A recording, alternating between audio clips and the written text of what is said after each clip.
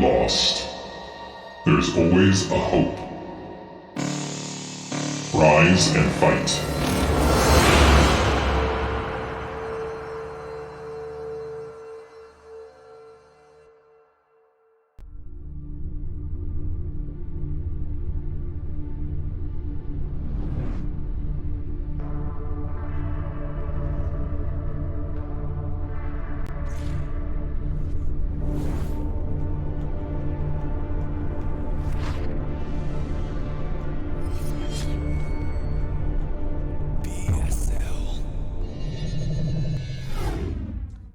Welcome to another day of the BSL. I am Nyoken, and it's going to be Group B this time around. And joining me is Diggity. What's up, man? You're back for another cast with me.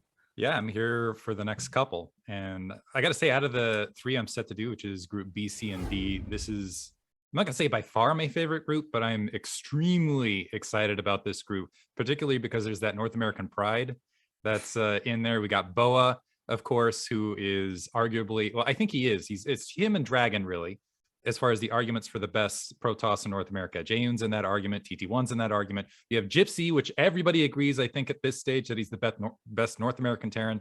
You have Gosudark, who he's just a BSL veteran. I can't think of a BSL where he hasn't just been an absolute a presence all the way, but he has never, as far as I can tell, broken in to the top four, at least in recollection. And then we have Kid, and honestly, looking at Kid's games, he's just incredible. I thought it was extremely commanding. I thought he had amazing map presence. Honestly, what it reminded me a bit was back in the MSL days of 3-hatch Hydra play and He Who Shall Not Be Named, to be honest. That guy, whose name rhymes with bad behavior.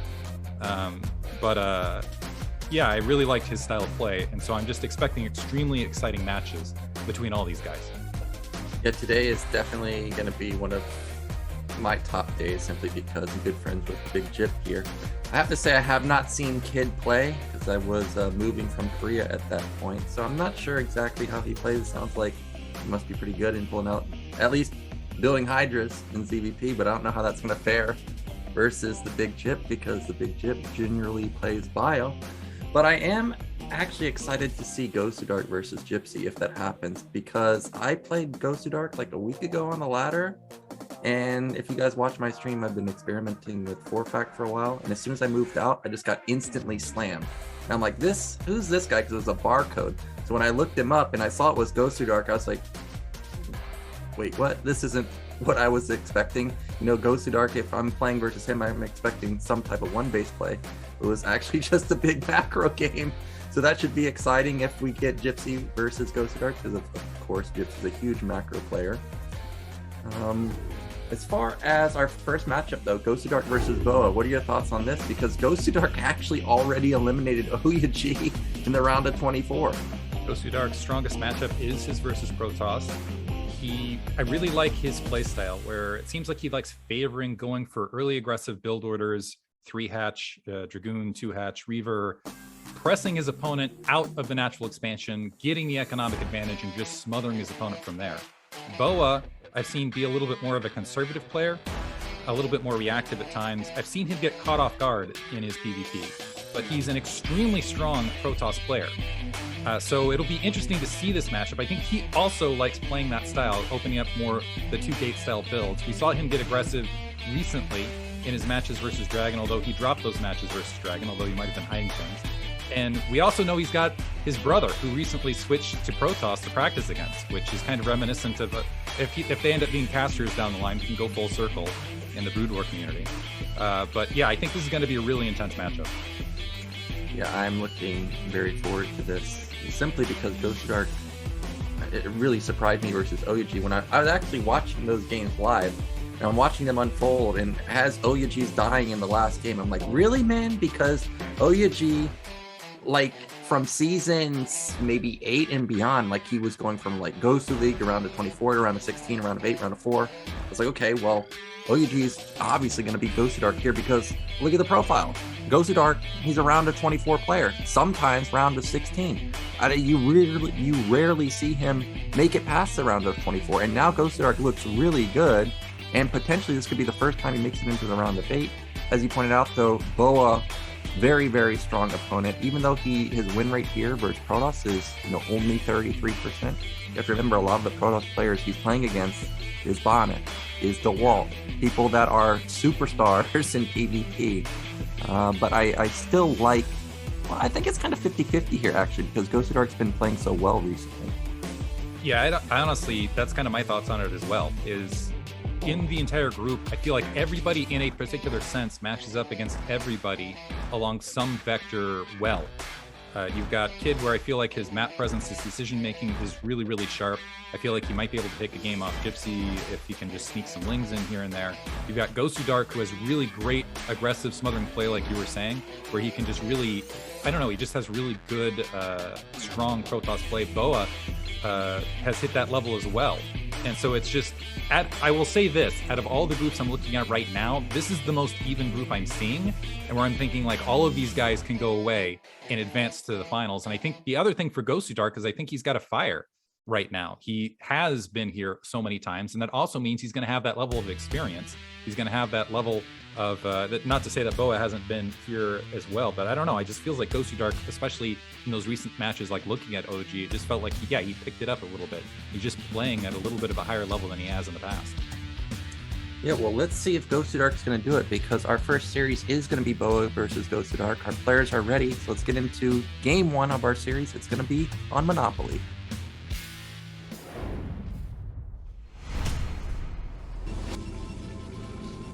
Okay, in the bottom left, our yellow Protoss player, it is Gosudark. At the 3 o'clock position, starting as kind of a purplish pink there, we have BoA. Well, Diggity, I can tell you, I've already seen this before, because this is the exact same spawns, Gosudark versus Oyaji, and last time we saw this matchup, Gosudark ended up going for 2-gate here. Did you see those games? I didn't catch those games, and I was trying to hunt them down. I caught a few of the games of Gosudark. I think I caught the latter 2 games of Gosudark versus Oyaji when I think they were being played live. But this is going to be interesting because, again, this is on Monopoly. This is one of those maps where it feels like, although the natural expansion is a little bit more enclaved, the ramp is just positioned in such a way where it just feels a little bit smaller, which makes, I think, reinforcement point. I don't know. I'll be interested to see the build orders from both players, but I think it does play well towards Gosudark. The fact that he beat Oyaji, who's incredible PvP, just recently with this exact setup. Yeah, and I'm sure BoA watched those games, and I'm sure Gosudark is thinking like, okay, you probably watched these games, so I'm going to mix it up here. And we see that instead of going for the 2-gate opener, this is going to be gateway gas from both players. Gosudark in the Gosudark versus Oyaji series 2-gated, and Oyaji went for this exact opener. He skipped Zealot and ended up just getting overrun by Zealots. Now, unfortunately for Gosudark, he's not going to get the first scout, whereas BoA is going to get the first scout, and he's going to know exactly what's going on. I'm going to go ahead and wander in. He is going to be able to spot that cybernetics core and obviously kind of get the Zealot run around. I'm not sure how big a factor this is going to be, being that it is a 3-player map. I don't think this is going to alter either player's build orders. It looks like BoA is moving out with that first Zealot cybernetics core behind it. It looks like he's holding on the ramp right this moment.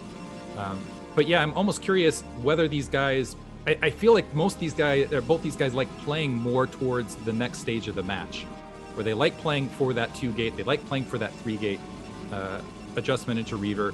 BoA, I've seen favor more often going for 2-gate obs and just playing safe and just playing reactive from there.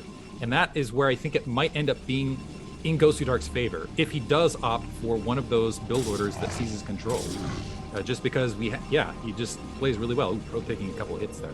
And it looks like he is upgrading range.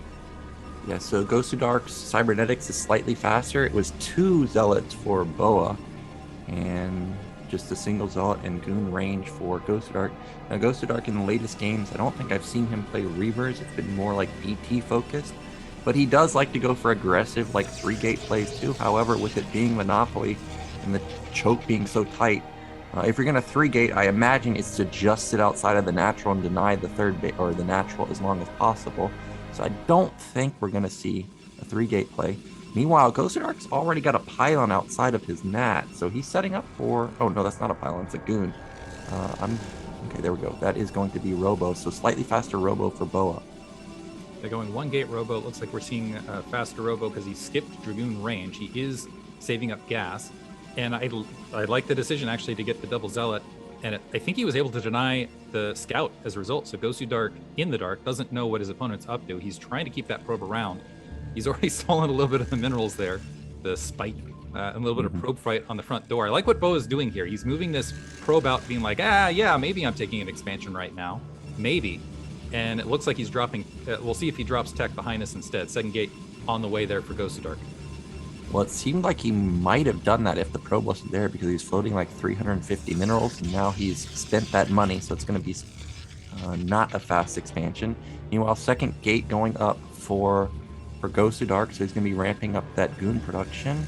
No second gate just yet for BoA. He does have his shuttle already coming, though, so that means that the Reaver is going to be on deck for BoA, skipping that observer in the initial stages.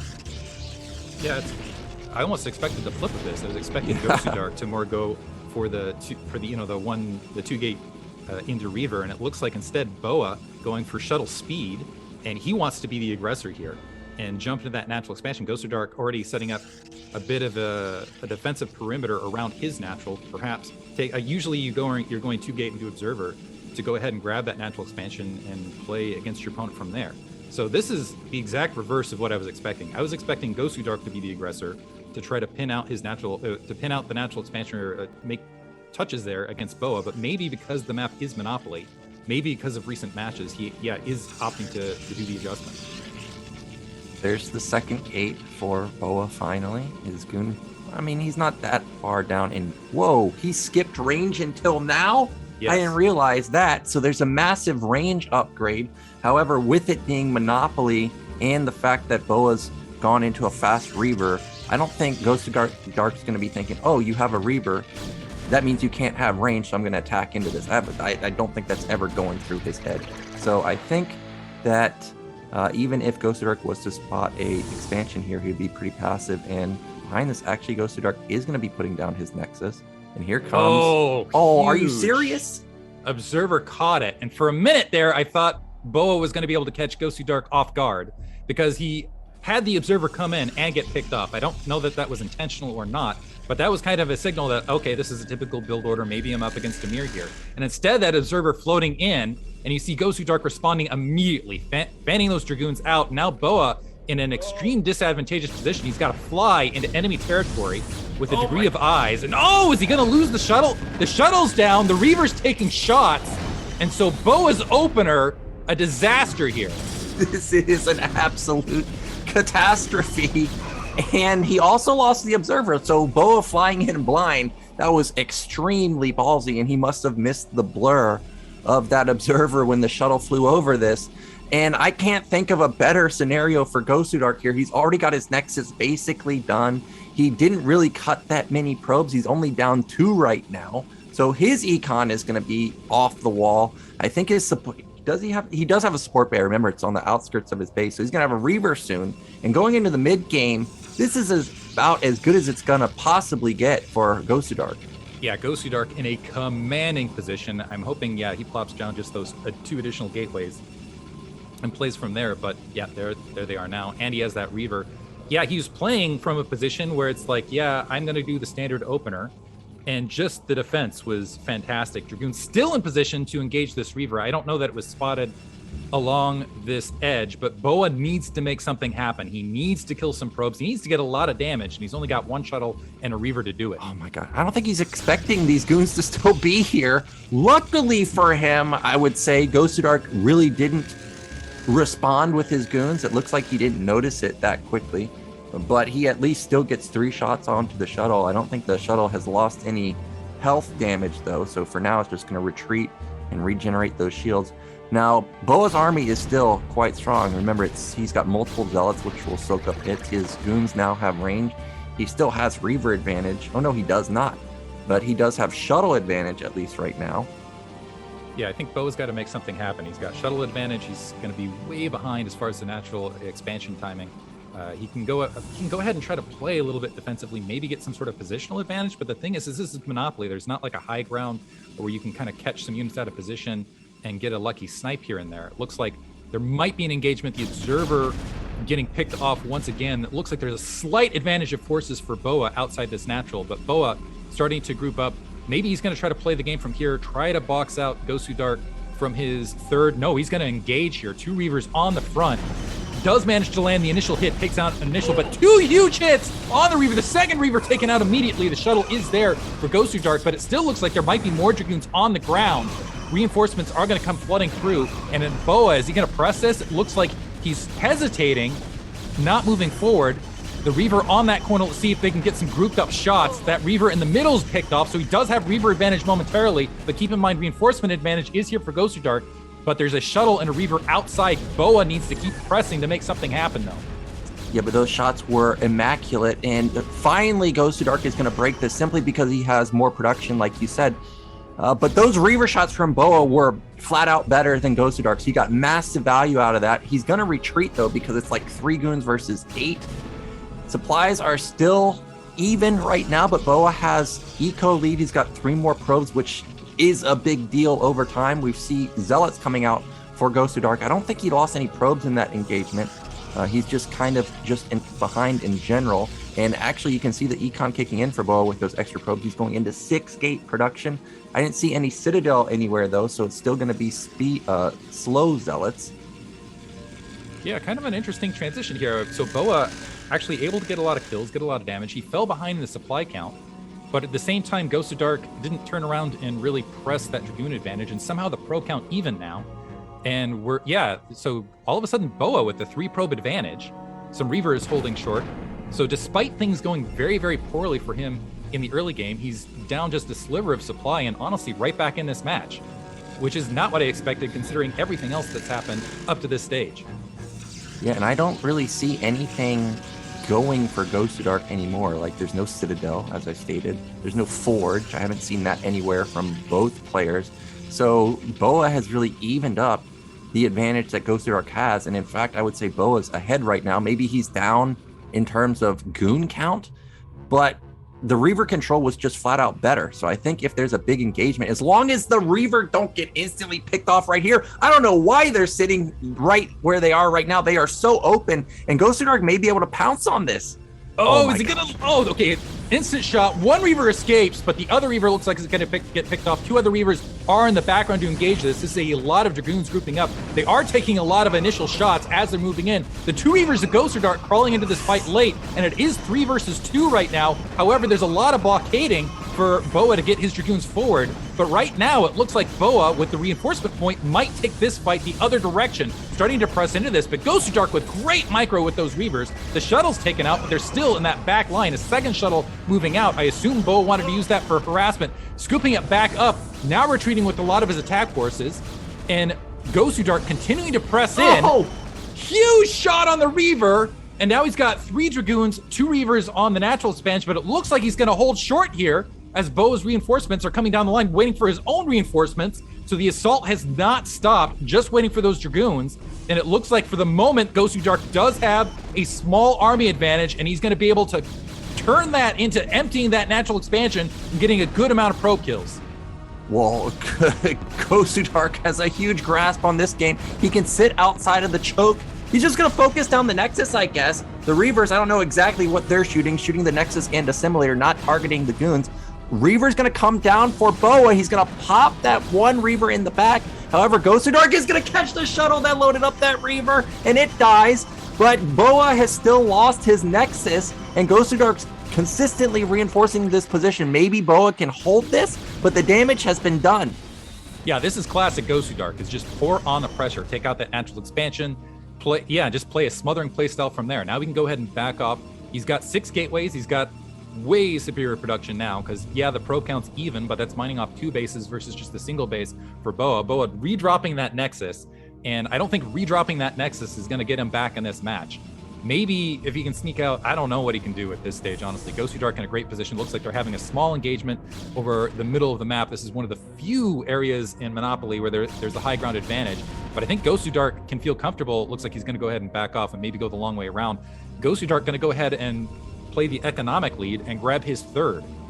It's too bad that BoA lost his shuttle. I think a shuttle is actually going to the left side, and I think this is his one way to get back in this game, is harass this guy. He can get into the natural like this. He knows that all of Gosudark's units are out of position. Those rally goons miss the shuttle too, and now this one reaver is going to unload and get a good connection right there, maybe 4 or 5 probes. And meanwhile, Gosudark kind of misstepped right there, move commanded into a bunch of dragoons there, and he may lose some more probes at this third base. No, looks like BoA is just going to run away from now, but this is how BoA is going to get back into the game. Supplies are in favor of BoA somehow, workers in favor of BoA somehow, and Gosudark is really not mining efficiently at all anymore. Yeah, BoA doing exactly what he needs to do to get kind of that slip hold, to just kind of skate a little bit forward. It feels like moving on ice at times. Gosudark actually having high ground advantage as he's picking at those dragoons over that edge. Kind of an interesting feature on Monopoly. Gosudark also misrallied a handful of dragoons. It looks like they got separated like this one right there, so he's been losing a handful of troops here and there. Even though BoA, oh, another big engagement, and this time BoA misrallying, and it looked like moving his troops and getting a huge volley of shots. It looks like he's going to lose a large portion of this army, trying to recover this by moving those reavers down beneath, and it looks like he is, actually, is he going to start distance mining here? He's got probes off the line to engage with this attack. Gosudark slipping some dragoons across that edge, potentially to try to engage something, and there is fighting happening absolutely everywhere. But as this persists, as long as BoA is not able to get troops out to slow down that third, to continue the disruption of production, he is going to be slowly falling behind in this match. Yeah, I think BoA again should go for another reaver drop into the main. You can see that Gosudark still doesn't have speed on his shuttle, and actually BoA might have the dragoon count lead right now too. Look at the main, completely wide open, but Gosudark does have that one observer sitting over the third base, so it may be able to spot that shuttle here and there and figure out the correct angle. However, Gosudark does have that third base, but he doesn't really have the probe count for 3 bases, so not sure. Well, I mean, he's got like 1 per patch on all of his bases, but this is a huge army, well, actually for both players, and we've seen both players have reaver highlights every now and then in certain engagements. Oh, three reavers, dude, that's so hard to control.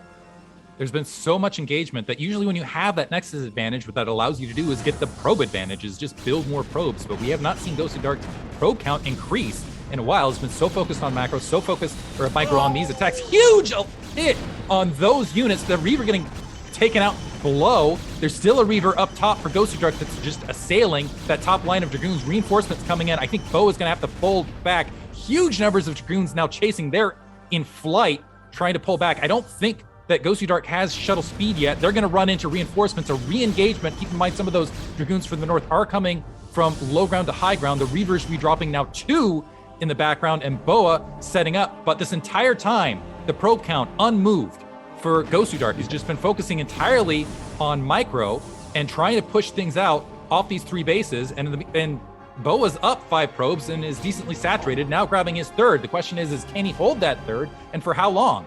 Nope, canceled. Instantly canceled that, and he's going to go for a counter with his shuttle onto the third base, and this is going to draw the attention of Gosudark, or just force Gosudark to all in, not necessarily all in, but go for it at the natural, and that's exactly what he's doing. He knows that the reavers are out of position, and it takes a long time to build another reaver, so he's going to push the issue right now. BoA runs in, doesn't get off a single shot with his goons. Meanwhile, Gosudark lands a shot from downtown with the reaver. The goons are pushing in. There's only 5 left over for BoA. Meanwhile, like 15, 2 reavers, also a single reaver at the top trying to save the day, but no shuttle. It gets picked off, and I think this is it, Diggity. Yeah, I think this is going to be it. So BoA doing a lot of things to stay in this match. Oddly, managed to sneak an economic advantage somehow off 2 bases versus 3. But now he's just getting wrecked because Gosudark was just building units in the interim. And that's Gosudark for you right there. Gosudark is relentless with the aggression.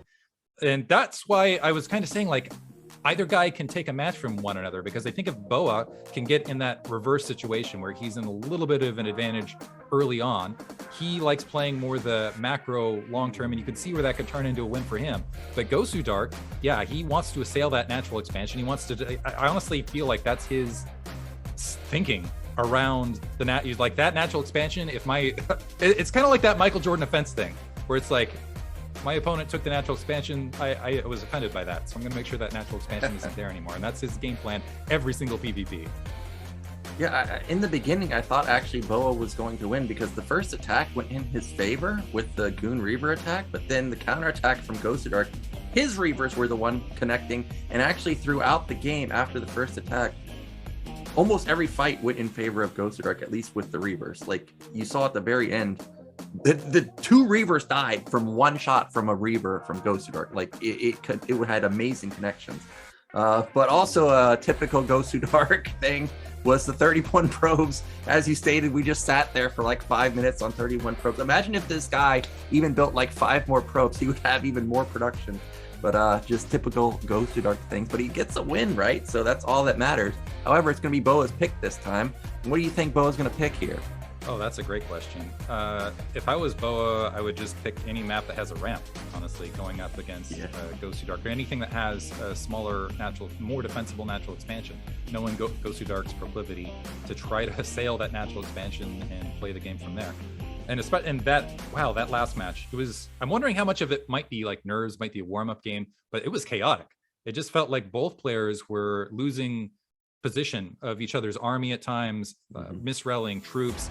What really impressed me about BoA's play, despite the loss, was everything went wrong in that early match. Everything went wrong in the early portions, and yet he still managed to make a match out of it and was honestly in advantageous positions here and there. Gosudark still, I feel like, was in the lead for the vast majority, but there were moments where I felt like BoA could have pulled that game out. And I think that's indicative of just, it's going to be intense game 2, and we'll see if it turns into an intense game 3. Yeah, that's true, because you got to remember, BoA lost his first shuttle, lost his first Reaver.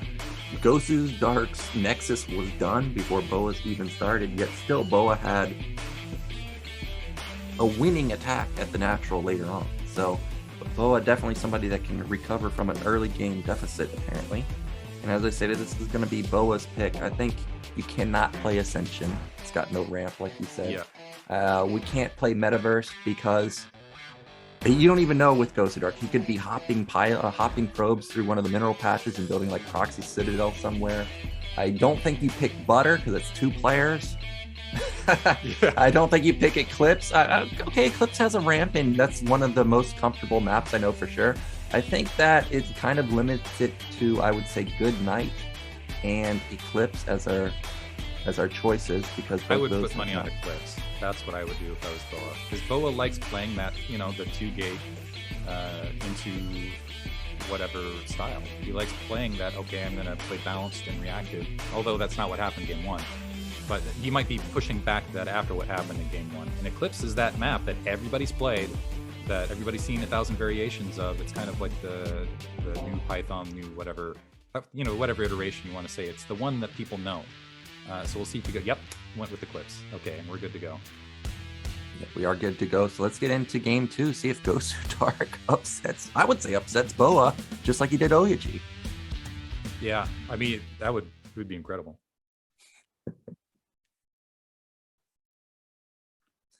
All right, in the bottom left, up 1-0, it is Gosudark. In the upper right-hand corner, as the brown Protoss, we have BoA. And you know what I love about Gosudark going for a macro play or like a standard opener is because Gosudark has the image, just like in like poker player images. He has the image of being an aggro player, being the all-in player. So now BoA has to think, well, wait a minute, I just lost a macro game, and this guy's also got the capability of all-inning. Well, how do I open versus this? Because this is basically a best of 1 now, really. Because if he loses here, he's going into the loser's match. Yeah, going into the loser's match, and the loser's match is scary either direction. You're either playing Kid, who is a player who's frightening, or you're playing Gypsy, where his Gypsy's really strong versus Protoss. I don't think either player wants to head that direction. So if I was BoA, though, I would go back to the bread and butter, go that 2-gate obs, and play from there, and then just see what Gosudark's up to. Gosudark, we'll see if he opts for, again, that 3-gate Lagoon, or if he's going to go for the 2-gate Reaver. It looks like thus far, plopping down that single gateway in his base, neither player pulling any shenanigans. as of yet. Both players sending out scouts, dead even timing, it looks like. Exact same build order so far. We see Gosudark's floating a little bit of money, so maybe that's a second gate. You see a probe. Oh, gotcha baited there. He puts down the assimilator instead of the second gate. And we do see assimilator from BoA, so literally the exact same opener. Kind of an interesting thing with the clips is you can tell it's at least initially an identical build order when the probes cross across that center divide line at the exact same time. It's kind of fun to see. Both players, opting for the assimilator rather than going for 2-gate Doom. Cybernetics core, I assume, is happening on both sides. And Cybernetics core place, is that the correct placement for the gas boost on Gosudark's side? I know a lot of people used to put spawning pools in this position, but actually I don't see many people do that anymore. So I'm not sure if this actually hurts you. You can see there's actually there was a slight delay on one of the probes. So yeah, right there, that I bump. think this is off. Yeah, I think it's a little off. And actually one of those probes might die really because it's pretty darn low. That one right there. Nice. So I like what Bo is doing. He's, you know what, gas is extremely important PvP. I'm just going to keep targeting that probe. Got him! Nice. So not only gets the I love battle probes. Battle probe gets the kill early. Another goes in, but even that little bit of gas delay, first of all, the psychological play, but secondarily, like gas is so important in PvP. That delays Dragoons, that delays everything, that delays your tech, it delays the bread and butter of this matchup. So nice small advantage for BoA right off the bat. Well, I wonder what Gosudark is thinking right now, because if this is me, assuming I'm not tilted off the face of the earth already, where I'm thinking just let's go next, this might be triggering like, oh yeah, you want to play like this? Well, I can all in hard now. And I wonder if that's going to be the case. We do see an actual hidden second gate that Gosudark has missed right now. So that's kind of an interesting move from BoA. I like that BoA did that. I think he's trying to, I think what he's trying to do is he's trying to transmit that he's going for 1 gate obs, rather instead it looks like he is going for the 2. Oh no, sorry, never mind. It's like there, I thought we were going to see a 3rd gate. Putting down the additional pylon now.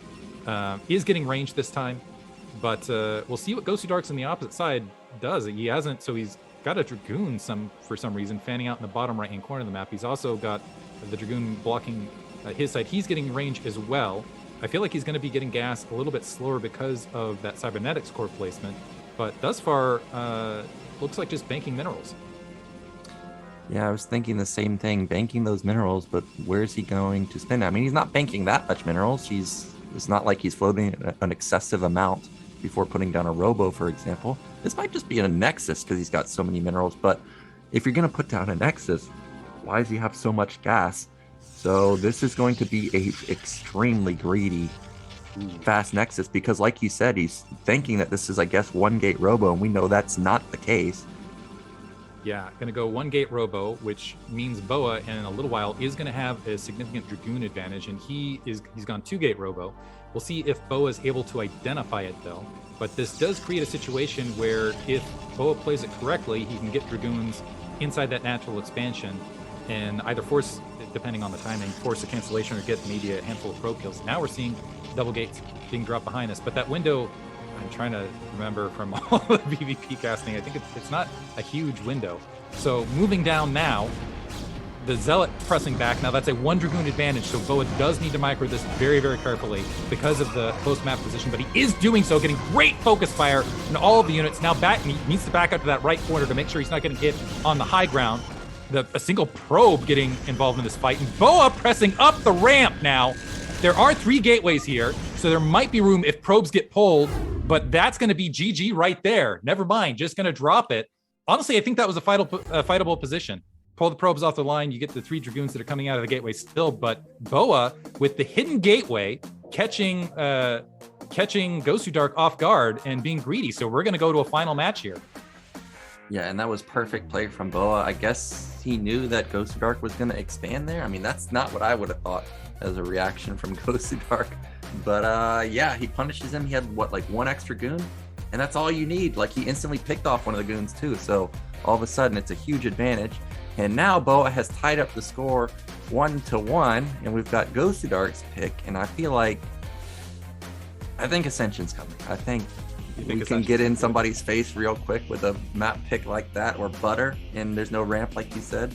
Or do you think we're going to see the 3 gate from is the turnaround from Gosudark, I wouldn't be shocked. I actually really liked what BoA did last match because I think he's very diligent with his scouting information, even when he doesn't have the obs. He pressed that natural expansion up. He saw that there were just 3 Dragoons holding that position and holding a position as though it was going to be an Nexus take. And I think he realized that, yes, the Gambit worked and pressed in and was able to get the kill.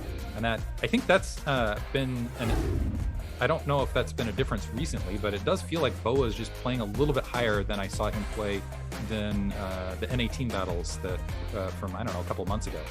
But yeah, it just seems like he's picked it up a little bit. But this is gonna be an interesting one because, and I don't know who to call here. These guys, I think, are pretty evenly matched.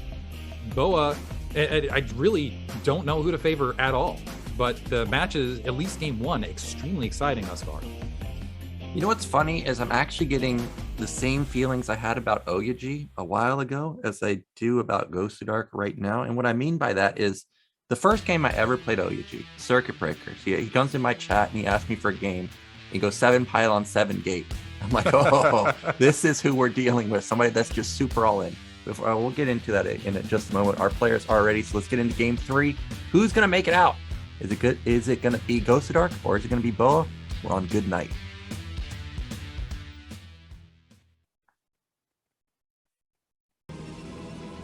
Okay, in the top right, it is Gosudark. And in the bottom left, as the white Protoss, we have BoA. Yeah, so what I mean about the Oyaji and Gosudark comparison here is, like, my personal opinion is I think a lot of people think of when they play Gosudark, it's like, okay, I just have to survive the early game, and then I'm going to win going into mid and late game. But we're not seeing all-ins from Gosudark. Like, these are real macro games. Get me to mid game, get me to late game, and then let's play a game from there. Like, there's not anything gimmicky from what I'm seeing here, and it's throwing me off because coming into the series I'm thinking like, okay, this is gonna be 3-gate, or this is gonna be DT, or this is gonna be speed zealots even, and it's just not the case. I mean, this is just standard PvP with reavers. Like, we saw Quark and people were commenting about how Quark doesn't play reavers at all. Like, that's not the case with Gosudark. This is just normal PvP. Looks like he's opening up so nothing crazy. I'm also curious about the decision to go good night from Gosudark on this map. This is almost a statement that I want to play more of a macro-oriented game. I think it also, I think you're right. I think maybe one of the factors is respect to BoA, and knowing that BoA is one of those guys that, and this is actually this is kind of my impression of BoA, is that BoA is very good at absorbing. He prefers to play the, is he going to get first scout? He's going to go for a cross-position scout. Good on BoA. So it looks like assimilator. So he's going to get initial scout. I don't know that we'll see if from the pro positioning, if Gosudark sees that it came from the cross position. It does not look like it is the case. So he's going to scout upper left-hand corner first. So the probe went out a little bit earlier, but there's an opportunity for BoA to lock Gosudark out and, yeah, get that informational control here. Yeah, it's actually Gosudark that got the first scout off. And, Gosudark. I had the players reversed. I've seen this a couple times. Now, I'm not a Protoss player, so I'm not sure the exact reason, but I'm going to make a guess here. If you scout them like this, you see them cross-spawn. Well, obviously, you're not going to build a zealot into this because it's cross-spawn. But if you get them, or if you know that they're vertical or horizontal, maybe you build that first zealot and rally the cross-map. Now, what's funny here is Gosudark is going for the exact same move BoA did. Try and knock down a probe in the early stages, but not going to happen. Yeah, you got the initial zealot chasing that probe off. Gosudark trying to skip that zealot in the previous match. And now, oh man, BoA confused a bit. So he scouted upper left-hand corner, found nothing.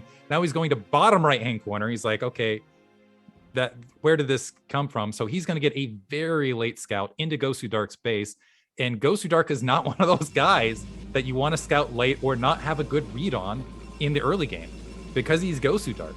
So we'll see how that plays out. I do think BoA has a lot of toolkits and has really good game sense as far as trying to track things down from there. It looks like first Dragoon out for BoA to go ahead and pull Gosudark's. I love the probes just running out with the minerals. It just looks like they're just like kind of a little trophy as they're getting out there. It looks like there is range for Gosudark being upgraded, but I think there's going to be a Dragoon in position, and BoA's going to have very little information. Yeah, and I wonder what BoA's thinking. I mean, I feel like you're obligated to go 1K Robo now. Like, if you don't do that, you're really gambling here versus someone that you know has every build in his arsenal, and that's exactly what we see. Now, I think, yeah, I would expect the Nexus because Gosudark knows that, hey, I know that you know I play like this and you didn't get any intel, so I'm just going to take advantage of this because it's likely you're going 1K Robo. So now let's see if BoA can, get the information to. So he's got interestingly, a pylon hiding to the right-hand corner there. We'll see if that becomes a factor down the line. It looks like he is chasing down Gosudark's probe with his 2 Dragoons, but yeah, he has no clue what's happening on the opposite side of the map right now.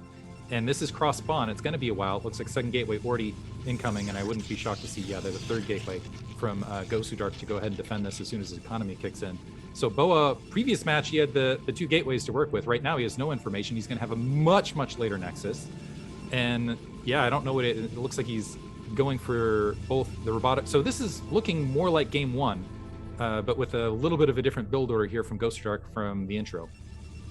Yep, and it is going to be the 3-gate follow-up. In fact, I think we may even see more gateways than this, even up to 4 or 5 potentially, because, Reaver does a lot of damage. If you get a juicy connection while a bunch of goons are clumped up, all of a sudden, it doesn't matter if it's 3 gates versus 2 or whatever it is from BoA. The Reavers just wreak havoc, so we may see a couple more gateways come down. In fact, that probe is set up like it might put down more gateways, but he's floating a lot of gas, so it's probably just going to be the Robo himself. See what Gosudark opts for, though. Yeah, I think one thing BoA is doing well on his end is he's being pretty diligent about making sure that Gosudark isn't getting additional information in his base. First Observer is making its way out. That is going to be really helpful to kind of see the Dragoon positioning, because it's going to be a while before Gosudark has the equivalent Observer out to prevent that information. So we'll see if that works. And it looks like BoA is going to go ahead and grab a Nexus behind this. So going to be delayed economically, a little bit ahead in tech. And we'll see how this pans out in the mid game, but what we know is Gosudark is going to have a lot more Dragoons to follow this up. Yeah, Gosudark is going to have a ton of goons. That was a huge transfer to his natural, actually, and I'm a bit worried that he's undersaturated in his main. But I mean, this is look how few there is. There's 10, and there's only 9, and there's 9 patches there. So very undersaturated in the main. Gosudark needs to get up his probe count, because even though he has that, I mean, he's really not efficiently mining right now. We see the Robo is about halfway done. First Reaver out for BoA, though, and Shuttle should be coming out pretty soon. Oh, maybe not. He's going to build a second Reaver. I don't know if he's gotten speed. His gas is so low that maybe he has gotten speed with it. Yeah, BoA actually up on probe counts. He's got speed shuttle incoming. I'm curious if he's going to opt to go ahead and go for distractionary attacks. Try to get the shot here. He's behind in the gateway count. The natural expansion just now coming online. From his perspective, he doesn't know the probe count is in his advantage. So I don't know that he's going to be thinking I need to go for. He still might be thinking I need to go forward and be aggressive. Right now, though, Gosudark with a huge amount of Dragoons. There are the Reavers in play. I think this is going to come down to engagement point. Where does the engagement happen? Does it happen on BoA's side of the map with Reavers able to get quick shots, or is Gosudark going to be able to pounce on those Reavers, eliminate them before they're in position? This is a massive mistake. There's no way you should be attacking uphill into Reaver, especially when the Observer sees you coming. Like, I'm assuming he saw the blur, but take your advantage and just run with it, Gosudark. You've got your natural much faster. You've got gateway count advantage. I realize you're behind in tech in terms of Reaver, but it's hard to engage if you sit on the high ground on good night with Reavers. Engage into goons with Reavers, I mean, when goons have massive high ground advantage. So that is what he's going to do. He's going to back off for now. 4-gate coming in for BoA, so despite having the faster Nexus, actually BoA's the one that's going to have a higher gateway count now. Slightly economically behind as far as just the raw supply count, but up 2 probes. It looks like and that Observer's still been running free for BoA, being able to get views in the natural. You can see the Dragoons are already in position to go ahead and engage something coming from that direction. And he's going to be able to wander right in and see all of the tech and see the saturation. So honestly, if I was BoA right here, I'd feel pretty confident in my position. Yeah, I mean, he's, like you said, he sees everything. He sees there's still no Reaver. I mean, it's almost 9 minutes and there's still no Reaver. So you got to be feeling pretty good about that. And first shuttle moving across the map. You can see Gosudark has good vision around his base, multiple buildings everywhere, but is anything a goon up there. I don't see any defense, and it's just, okay, there we go. There's 6 goons waiting at the Nexus. Wow, so deep into Gosudark's territory. He leaves that defense. But now that means that's 6 goons not in this army, and he's just going to combo his move up with these reavers, and he's going to push Gosudark back. All of a sudden, this is usually what you see Gosudark doing to his opponent. BoA instead going to the natural expansion. That's a lot of clumped up units. So if BoA can get shots into that natural expansion, you can see where they'd just be devastating, but he's got to be very protective of those reavers. Hits the pylon instead. 2 Dragoons fielding forward. There's also the high ground Dragoons. Now Gosudark fielding forward, looking to get some shots, loses another Dragoon. Some nice micro from BoA. Actually, it looks like he completely nullified a Dragoon shot mid-air there with a scoop up. The Reaver in slow position, but BoA just picking out units. Needs to be very careful. The shuttle goes down, still taking shots, moving forward. He's trying to work on that Reaver to the north. Looks like he is going to be able to pick it off, though. Now it's 2 Reavers, a bunch of Dragoons. If BoA can move forward just a little bit, these Reavers are just going to be able to assail the reinforcements, but it looks like he's run out of Dragoons as 3 of them are down. It looks like those both Reavers are now exposed, so Gosudark is going to defend, and he's going to end up ahead.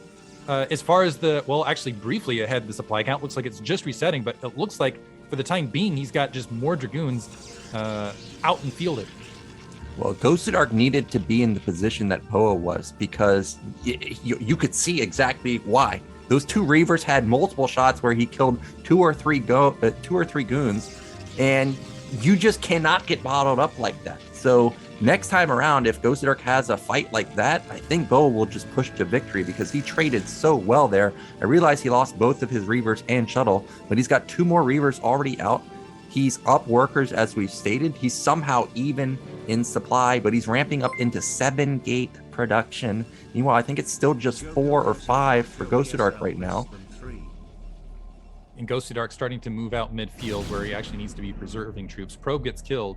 Looks like he didn't meet the race to mid-map. That's one thing I do like about Good Night as far as a map, is just all of the various engagement points. So backing off, 2 Reavers again in position to help BoA shove his way up to maybe take another shot. Gosudark repositioning, getting much better saturation. His Reaver's going to get the initial shots off. Unfortunately, they're not going for the bulk of the Reavers on that right side.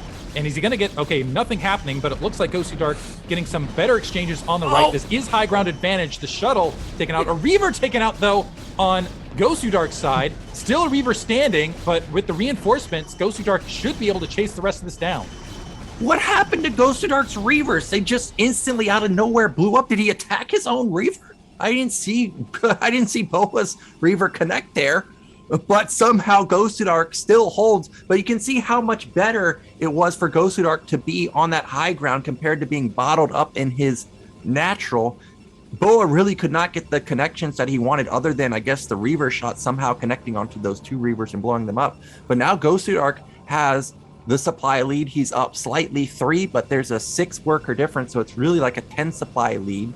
Citadel is done for BoA, also done for Gosudark, but I see Forge +1 is halfway done. That's a big break point in PvP, so BoA probably going to wait for that power spike to kick in before he makes another attack.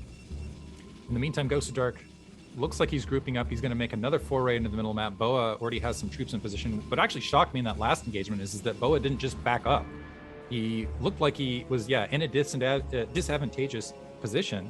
He thought maybe that he could just bully his way up, but as that engagement continued, just ended up, despite honestly what felt like a little bit better micro here and there from BoA, that high ground advantage, the close reinforcement point ended up putting Gosudark, I think, in the lead at this position. Still a slight probe lead for BoA, but we'll see if that tech lead, looks like we are going to see some Dark Templar. And have we even seen it? I think there are observers out there for Gosudark, but I honestly have not seen them active and out in the field. Yeah, I was thinking the same thing. I was thinking, like, why? I would really like to see BoA go for Reaver harass, because there's no observers. But as I say that, I see there are pylons on the outskirts of the map, like mid-right. But if he was to clear those out, there's no observers, like you said. And there we go. Reaver is going to be sent out. However, he's going to fly over Zealots. Not going to be intercepted. He's going to instantly turn around. So it looked like there is an observer alongside, was able to kill that Dark Templar that was sent out from BoA. BoA boxing in at his natural expansion. Gosudark he's got troops to the north, troops to the south. It looks like he wants to make a play here momentarily. Okay, well, yeah, that's what I was thinking. I'm like, there's a reason you don't attack up into a ramp, because sometimes they don't fire, and this is going to be a massively favorable engagement, I think, for BoA. There's just so many zealots, and there's obviously reinforcement advantage. Reavers are getting off big hits from both sides, but BoA's got the advantage here. Supplies are actually in favor of Gosudark right now. Is he really busting through? An Archon moving up to go ahead and join this fight. A little bit of shuttle micro. The Reaver actually free on both sides. The Zealots getting on top. A huge explosion on the Zealot line, wiping them out. But the Reaver's also gone on BoA's side. So 3 Dragoons and a shuttle with the Reaver now moving up, and a big streamline of Zealots marching in to reinforce this. There is a cannon to help defend, but otherwise it looks like the natural expansion of BoA is breached. Yeah, it is breached, and that Reaver is not firing for BoA. The shuttle does not die, and it can't be killed now because there's no goons. What am I watching? Is Gosudark about to kill BoA? BoA's gone so far in BSL multiple times. Luckily for him, the Reaver shot does not connect onto those probes, but the Reaver's gone. Big Dragoon cycle coming in, and this attack may be thwarted. However, it's a 20 supply lead for Gosudark now. And he's taking a third base. He's taking a third base. He's still mined. He's still marching troops across the map. He's like, you know what? I can expand and go ahead and deny this. And this is what I'm seeing. Yeah, Gosudark, he hates natural expansions. It's like, if you have a natural expansion and this is a PvP, I'm going to get in your face and take that out. I was actually a little bit shocked that he even went for that engagement, considering how well it went for BoA, the opposite side. The supply count lead, wow, it's a nice macro on BoA's part. Somehow the supply count somewhat even here. But Gosudark does have that third base on the way, 2 probe lead. This is turning into an insane match. Unfortunately for BoA, he doesn't have ground forces to stop that third. So if Gosudark can turn around, macro it up, get the Reavers out, he should be in a good position to win this match. I think BoA's in a big time trouble in the next attack, because Gosudark had like 1100 gas, and then it went down to 400, which means this is either like mass goons or mass templars, which means we're going to see a lot of Archons being morphed, or potentially Storm. I don't even know if he has that upgrade, but Archons would be fantastic here, because BoA, he's going to be mixing in a lot of Zealots, obviously, with his army. BoA somehow knows that Gosudark has expanded. I don't know where there's an observer, because, you know, it's yellow and white. It's so hard to tell the difference here. But he saw it with the probe. So he's going to take a third Nexus himself. And, I mean, supplies are still dangerously even. It's 105 to 90 right now. Man, it just feels like there's like a thermometer in the background. It's just starting to spike. And, you know, you get the mercury exploding out the top. The intensity of this is huge. A Dark Templar sneaking in. Is it going to go ahead and get some probe kills? 1 probe kill down. And every probe kill counts right now. And finally getting taken care of. But some nice disruption right there. We do see a massive amount of Archons on the front. BoA starting to regroup in the middle. There are 3 big Archons on that side of the map. It looks like a little bit of an early rally and some distance mining happening for BoA already. He's trying to get his High Templar out to even things out, but Gosudark now on the move. Yeah, Gosudark's army is vastly superior to 5 Archons, Goons, 2 Reavers versus 1, tons of Zealots. This is going to be an extremely favorable engagement if Gosudark can come from the high ground on the right side, or if BoA's just out in the center of the map for absolutely no reason.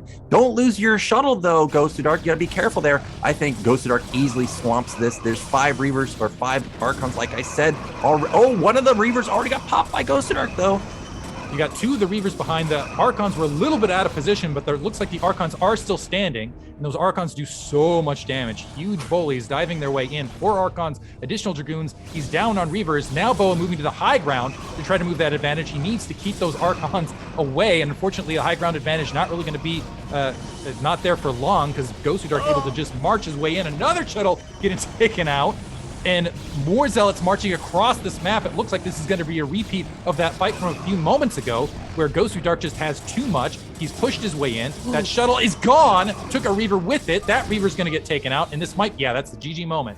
And Gosudark takes it, is going to advance to the winner's match. BoA is going to advance to the loser's match. And incredible play both directions, to be honest. And that was an intense match. And that's kind of what I'm expecting to see, honestly, all day long. And we'll see who they're going to play respectively with the upcoming match between Gypsy and Kid. But wow, that was a great PvP, I got to say. Yeah, that was very back and forth. I mean, there were some ambitious moves from both sides, like what Gosudark at the very end did. Did you see him fly the Reaver into the Reavers at the very end and they instantly died? I'm watching it unfold. I'm like, I don't know about that move, dude. But regardless, it made it very exciting. But Gosudark, man, like you come into it thinking, what all in is it going to be? There was no all in across any of the games. In fact, he had the Nexus every game faster than BoA. And all of a sudden, people got to be rethinking, like, okay, well, how do I face off versus this guy? Yeah, you got to, I mean, that's what I love about players when they prepare, and you can tell they prepare. And I feel like that's what happened with Gosudark in this match. He's like, okay, I know my opponent's BoA. I know that he's going to be expecting this. I'm going to toss a little curveball and see how it goes. I do want to give props to BoA. His macro was just really on point that entire match, which really kept him in the games where I think, I will say this for Gosudark, I think if it was a different macro-oriented Protoss player, I think there would have been wins a little bit earlier against given the situation. But Gosudark, yeah, capitalizing, going to the winner's match, and he's going to have, regardless of who comes out, either Kid or Gypsy, I think it's going to be a tough match either direction. Yeah, and that is going to be our next matchup. It's going to be a TVZ, the Canadian Terran hopeful, going up against the Chinese Zerg and Kid. But before we go into that match, we're going to go into a break, and then we're going to get into another exciting matchup, hopefully just as exciting as Gosudark versus BoA.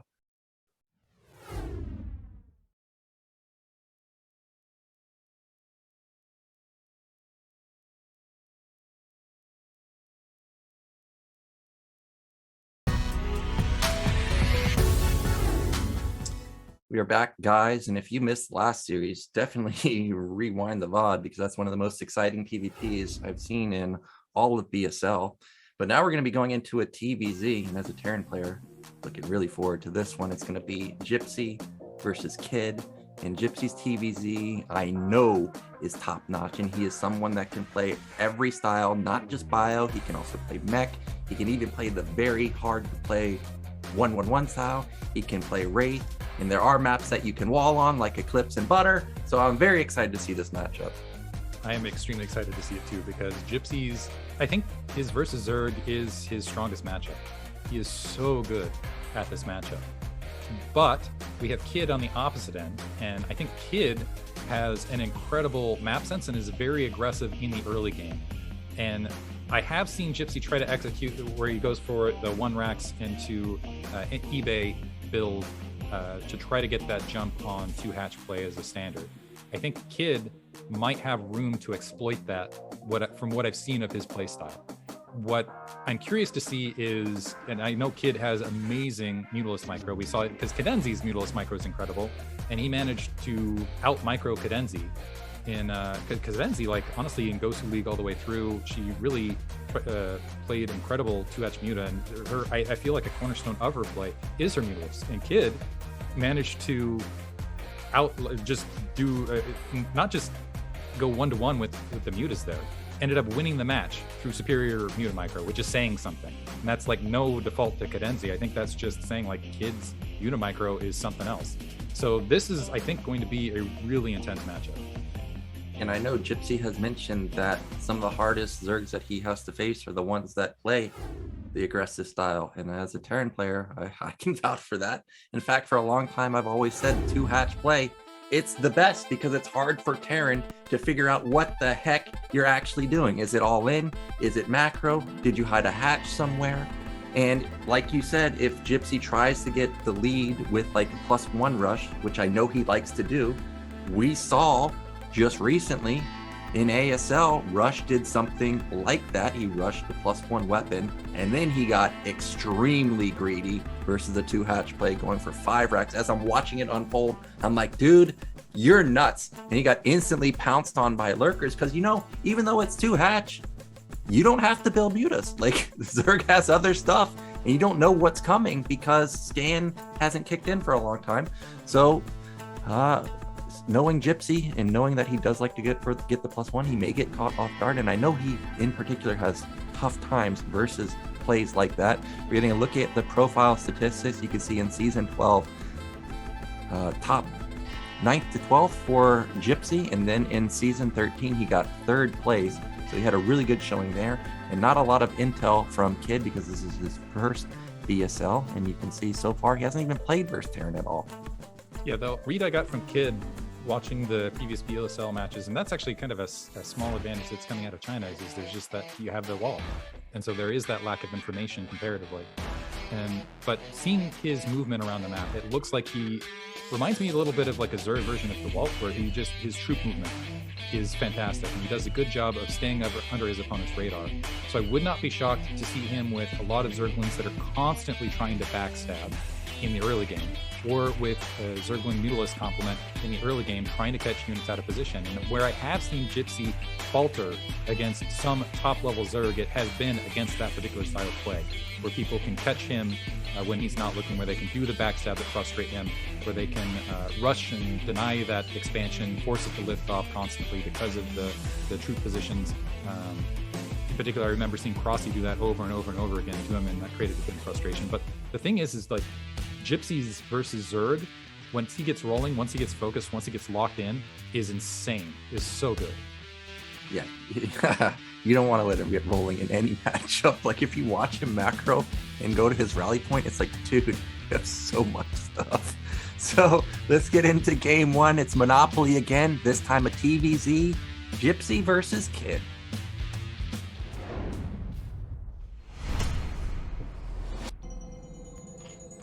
Right in the bottom middle, our Chinese representative, it is Kid. And at the 3 o'clock location, we have Gypsy as the purple Terran. Yeah, last night I was in Gypsy stream watching him play a TVP, and the Protoss that he was playing against, like from the get-go, had really good zealot harassment. Like, okay, so this game's over, right? Like this guy's actually good. And continues on and continues on. Protoss is busting Gypsy, he's busting them at top left. I'm like, okay, so you're dead, right? But then I look at supply, and supply is still like 180 for Gypsy, just non-stop. And that's what happens when Gypsy gets bases. He's got like 10 factories, or potentially in this game, like 10 racks, and he's not missing a macro cycle. That's just not happening. So if Kid wants to go into the mid game and late game in a good position versus Gypsy, I think it's mandatory you do something to him in the early stages. Now, this is an interesting move. This is going to be a wall, and for a lot of players, walls would signal tech, but with Gypsy, this could be just the fast eBay and try and power. Yeah, I wouldn't be shocked to see the fast eBay and try and power, and I think Monopoly as a starting map versus Kid is a great starting map for Gypsy, specifically because this natural expansion a little bit easier to defend. He's not going to have to worry about those Zergling backstabs as much. So yeah, I think it could be a solid advantage. It looks like we are seeing an 12 hatch on the opposite side from Kid. The one thing I also want to mention is because of the ping, and this is actually something in previous casts when we were casting Squall in the round of 24 that I feel like I neglected to mention or didn't think about at the time, is that the ping is going to be somewhat rough between these guys, and usually when there's that ping disadvantage, that makes the Mutalisk micro all that much harder, which could be an advantage for Gypsy, but we'll have to see. I don't know what the turn rate is between these two guys in this match. You know, actually, I got the question on BSL, what's the difference between playing in Korea and playing in A since I got back? And even though I didn't mention it, the first thing that I thought of was muta control. And I've yet to play somebody where I thought, okay, this is comparable to what I played in Korea. Like, you just can't do it in turn rate 16 or turn rate 14. So we'll see if actually Kid will even go for mutas here, because he sees a wall. And a lot of times walls look like they can't be busted, but a lot of times it means Terran's powering and they're skipping units or they're skipping comset. And if they blow their comset right before the lurkers come, well, all of a sudden there's nothing to detect them and you can just bust through.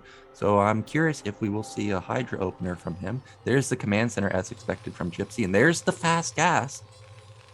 Yeah, we'll see how the build order progresses here. Gypsy does have that natural expansion. He's got that wall solid. And yeah, my impression of Kid is that he does looks like he is upgrading layer at the natural expansion. I don't think that's going to trick Gypsy at all. Gypsy, let's see if he might. I think he's just going to assume that's the case. But thus far, opening up, showing 2 hatch, 2 Zerglings moving out. Gypsy pretty good at microing and keeping that information alive. But there's the eBay, yeah, to get that +1 weapons. And yeah, get that jump on the 2 hatch muta. Yeah, so I think this is going to be either 3 racks or 4 racks. Apparently, Rush thought you could go for 5 racks, but that is extremely ambitious. I know Gypsy really loves Rush. We may see him go for that, but I think that the safe move here is 4 racks maximum with the +1. You're still going to have a ton of units. You're still going to have +1 weapon. You're still going to have the fast range. So you're going to be able to have that map presence. So hopefully he doesn't get too greedy and try and put down 5. Oh, that's a 3rd hatch in the main. I don't know if, okay, Gypsy does see it because the SCV has not been taken out. And that's a big deal because now Gypsy doesn't have to go looking for bases and he doesn't have to feel obligated to be like, oh, I got to get out on the map and deny this 3rd base because otherwise, Zerg's going to get 3 gases up and running and it's going to be hard to deal with. I'm going to be honest, I don't think I've ever seen Gypsy lose against an in-base 3 hatch because of, I don't think I've ever seen him lose against a 3-base in hatch. Because like sometimes he has that distractionary problem where it's like, okay, I got to attack this base and then there's units coming this direction. But when he has an opportunity to get aggressive and get out, especially with that, that's the thing, he's got that +1 weapons, which is going to make the Mutalisk attack so much blunted. And he is probably going to be able to get in the map, out in the map. And what he loves doing is sitting outside that natural expansion, just dropping irradiate after irradiate after irradiate. And Kid has basically made that all the easier for him with that in-base 3-hatch play. Oh, here comes the Rax Flood. There's the 4th one. He's already got his comsats coming down because he, of course, didn't see if it was Spire or Hydrogen. You can assume because there was no Hydrogen in the main that it's, well, probably going to be just a normal Spire opener. And he scans and sees everything. And the hatchery, the 3rd hatchery isn't even in like the top right corner where he could have potentially hid something. I mean, he got the entire main and third hatch right there. So perfect scan. And Kid is actually going to put down a 4th hatch. And I mean, this is pretty normal, but you're spending a lot of resources on this hatchery in the early game, which could have been drones or it could have been extra lings or something to combo with the mutas. And yeah, he's not dropping any sort of defense on his front door, which means he's going to need to rely on those Mutalisks to defend against the SCV, or sorry, the SCV, the Marine Medic Ball coming at him. And +1 weapons is going to be there. Yep, turret's coming up, so it's going to be perfect timing for Gypsy. Meanwhile, 4th hatch has started. It's at top left, so it's not at a weird position like top right, for example. It is just in a normal spot at the other main. And that's going to be a factory, I think, for Gypsy. So around a 630 factory, that's pretty darn fast for a 4 racks opener, especially with +1. And here come the first few mutas, but Marines are already moving out. It's only 10, though, but with +1, they're going to be packing quite a punch.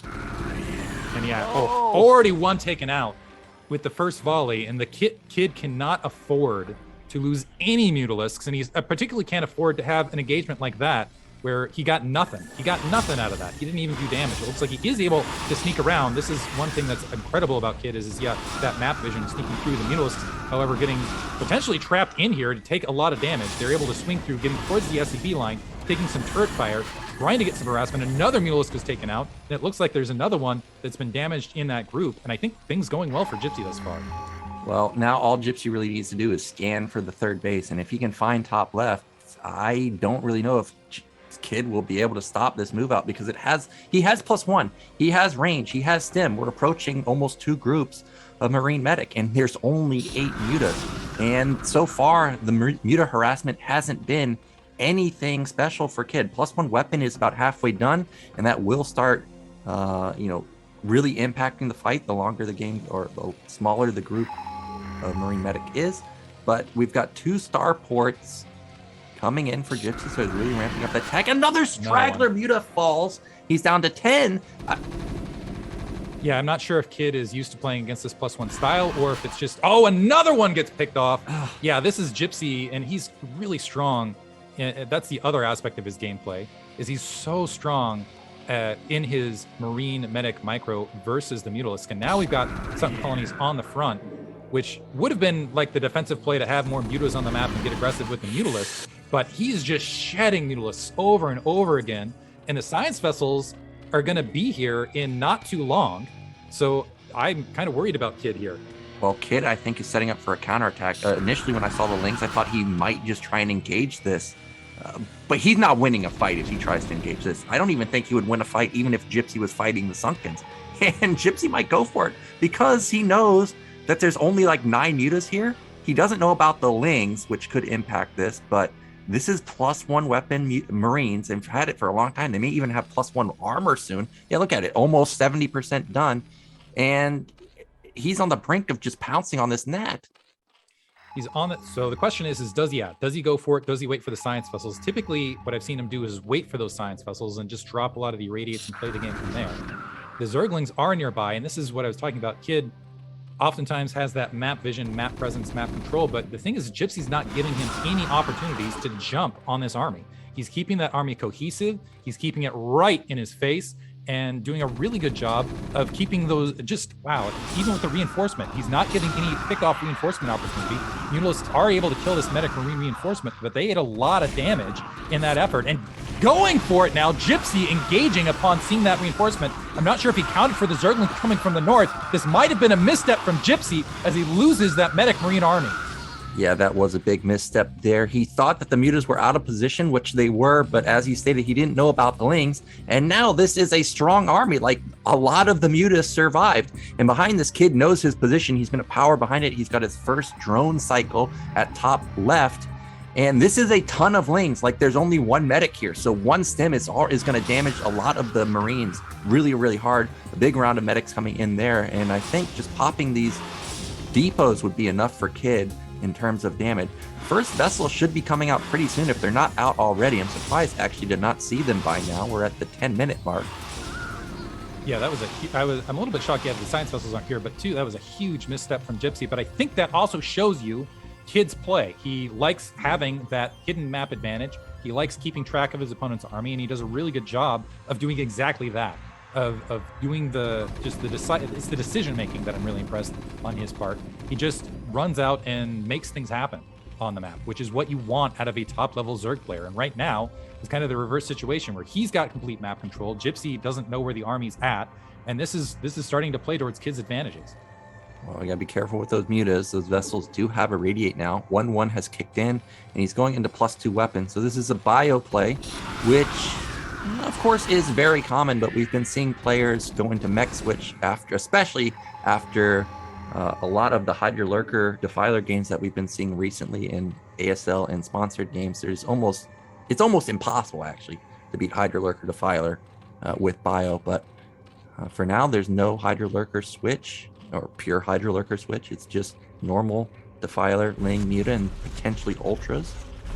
Yeah, it looks like Kid got everything done that he was looking to do. He's got Lurkers on the front door. He's got the Defiler mount down. He's going to have Defilers out momentarily. Gypsy's science vessel count hasn't been really touched. There was a good irradiate on those Mutalisks, but they've basically already served their purpose, and SCV in there somehow. And this is a big grouping of troops making their way to the natural expansion. It looks like actually I think a science vessel got killed in the midst of this. The medic marines coming from the south, putting the rest of Kid's army in, but still more medic marines being filtered out. And this is what I'm talking about from Kid, the constant backstabs to keep his opponent off guard.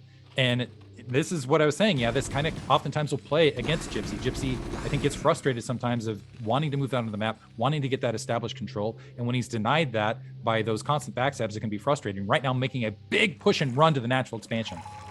Yeah, and he's going to see that there are a lot of Lurkers, but he's got a lot of irradiate available too. However, 6 Lurkers, more than enough to stop 4 vessels for now. After losing all those mutas, I would actually like to see the big Gyp go for a dropship cycle, because sure, there might be Scourge, but there's not going to be anything to actually kill the units if they can get around those Scourge.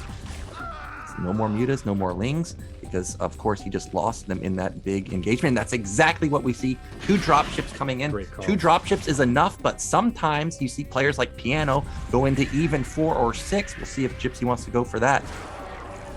Yeah, and this is the thing that Gypsy's amazing at, is just holding the troops out on the front, peeking forward, dropping the radiate, and macroing like a madman. Look at the supply counts behind this, 131, 132, and growing. And everything's glowing in the background in his base. He's just really good with it. And that's the other thing, when he's doing this, that pins the Scourge towards the front, looking for opportunities to try to pick off those science vessels.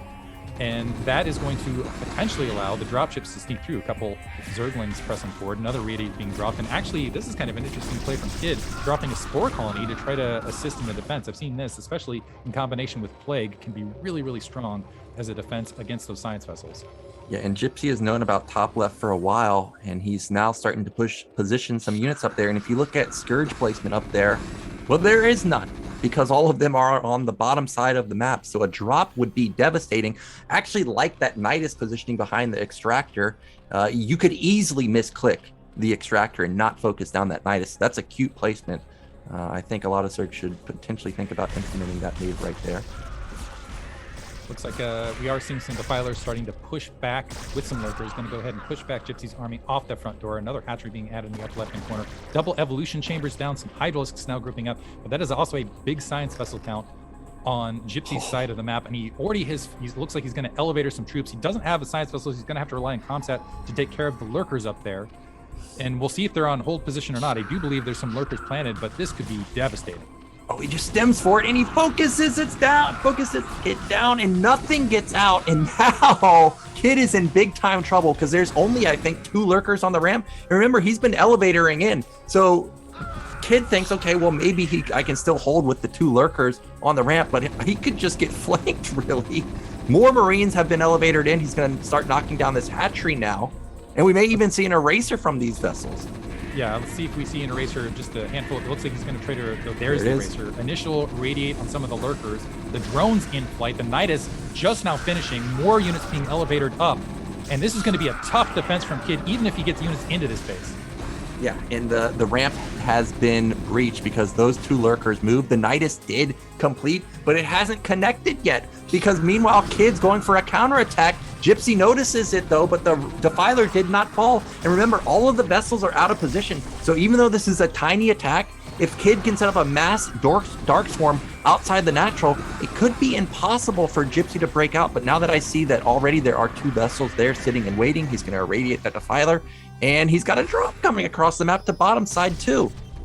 Oh, is he going to lose? Oh. Loses it to the Scourge. Nice defense from Kid. I think that was and another big engagement. The lurker's not burrowed. It looks like units on move command getting devastated there. Upper left completely gone. Gypsy is losing that third, or being pushed out of that third momentarily. I think he's going to be able to reestablish that momentarily. He lost some science vessels, but there's GG from Kid. He ended up losing that third. He knew he was going to be dropping that gas. I think he saw the units on the field, saw Gypsy's incredible macro, and Kid, faltering in game 1. It looked like for a moment, I was like, is he maybe going to take this? He's got the troop units. He's doing a good job of keeping Gypsy off guard. But Gypsy with the drop, great call, by the way. He's like, let's see the drop ships come into play. And Gypsy taking it, just being everywhere at once, and really surgical attack in that upper left-hand corner. Yeah, and this is, as we've stated, this is why you don't want to let Gypsy get into mid or late game without taking any damage. Because as you stated, every time you go to Gypsy's base, I didn't see a single barracks not blinking. And he went all of a sudden from 2 bases to 4 bases. Like, he didn't just have bottom middle. He also had top right too. He was on 4 base production more than the Zerg, and he just doesn't miss a beat. And even though you can see Kid likes that backstab play, the mutas in the beginning did not do any damage. And honestly, it didn't seem like Kid was out multitasking Gypsy. It didn't seem like Gypsy couldn't keep up at any point. I remember Gypsy making comments about Zeke in particular, like, wow, this guy's actually out multitasking me. But I didn't get that feeling from Kid. I'm not saying Kid didn't play well. I'm just saying it felt like Gypsy is able to keep up with him. Yes. Yeah, I think Kid isn't playing the multitask game. I think he's playing the I'm going to surround your army at inopportune moments game. And I'm going to try to keep track of what what we saw in game 1 is, and also rely on Mutalist micro. What we saw in game 1 is Gypsy's Medic Marine micro and that +1 weapons trigger really chewed into the Mutalists from Kid. I'm curious what map he's going to pick for game 2, because I would honestly, if I was him, go for something rampless again, something where there are those exposed natural expansions, things to work with, hidden areas on the map, something along those lines. It looks like it's going to be good night. Yep, gonna be good night. Gypsy's up 1-0. Let's find out if he can close it out.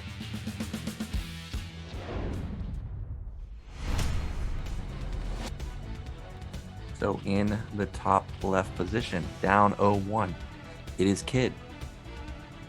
And in the bottom left-hand corner, as the yellow Terran, we have Gypsy. Yeah, so if you guys watch Scan's stream or Artosis' stream, I know Scan does not like Good Night. I know he does not like top left in particular because a lot of the SCVs bounce around the mineral line at the natural. I will be honest, it is hard to save your SCVs there. However, bottom left is, my opinion, definitely a good spawn for Gypsy. I don't really expect him to take really any amount of damage from Medalist. Especially after last game, especially how he opened. And I think bottom left, you can even wall this position too. You know, it's interesting that he opted for Good Night because it is one of those larger 4-player macro-oriented maps. And what I was expecting from Kid was something more, a 2-player map, a 3-player map, something where he could really play that early aggressive advantage. So here he's trying to make a statement of like, maybe I can out macro you, and maybe he just doesn't know about Gypsy because that is not going to happen. Well, we've got an early pool opener. And if this is a canceled gas, I'm extremely worried for Kid now because you got a eco opening versus Gypsy, didn't work out for you. Now you're going even lower eco into a wall again, and you're not going to do any damage to this. And you're not going to be teching really fast, which could catch Gypsy off guard, like with an unorthodox, like, you know, one hatch Hydra or Lurker or whatever, one hatch Muta. All you're going into the mid game now is Gypsy's going to be in an even better position. So already I'm loving Terran's spot right now. Yeah, I think Kid going for that early spawn pool to get those Zerglings out on the map to potentially have those backstab opportunities. He's going to have those Zerglings for a good period of time. But Gypsy opting to wall, which is going to negate a lot of that advantage because there's not going to be opportunity. Well, maybe if he can, I don't know, maybe Kid has something special, dancing that drone to make sure the SCV's not blocking that hatchery. But the Zerglings already making their way out. I think Gypsy's going to be well prepared for this. Already has that blockade along the way, and already has a Marine. And yeah, that's going to be a wall that the Zerglings are just going to have to sit outside and look at the Marine shooting them in the face. Yeah, so he should be able to have 2 Marines out. Now, does he get a Flash SCV here? Flash SCV will 100% pop out on the left side of that barracks or depot. Oh, nope. That is not a Flash SCV. Do not lift your racks, man. Okay, so he's just going to sack the SCV, which is a bit unlucky, but I would trade 1 SCV here to know that Zerg built 6 lings and opened with 9 pool or over pool or whatever it is. Now, he doesn't have anything to repair. Actually, this depot could die if it was something like 8 lings, but Kid did not overbuild lings here. He is just teching as usual. Yeah, and this is a dangerous situation. You've given Gypsy, we saw everything blinking last match. It seemed at all times whenever we were looking at Gypsy's base. You're talking about that level of macro. You opened up 9 pool, which is not your strong economic opener, and you built a bunch of lings on top of it. So you're starting off with a bunch of economic disadvantages, and you're going up against a guy who just is beastly when it comes to macro. It looks like Gypsy, though, this time is opting to go for a second barracks. Yep, this is going to be second. But in the meantime, yeah, seeing absolutely everything in his opponent's base.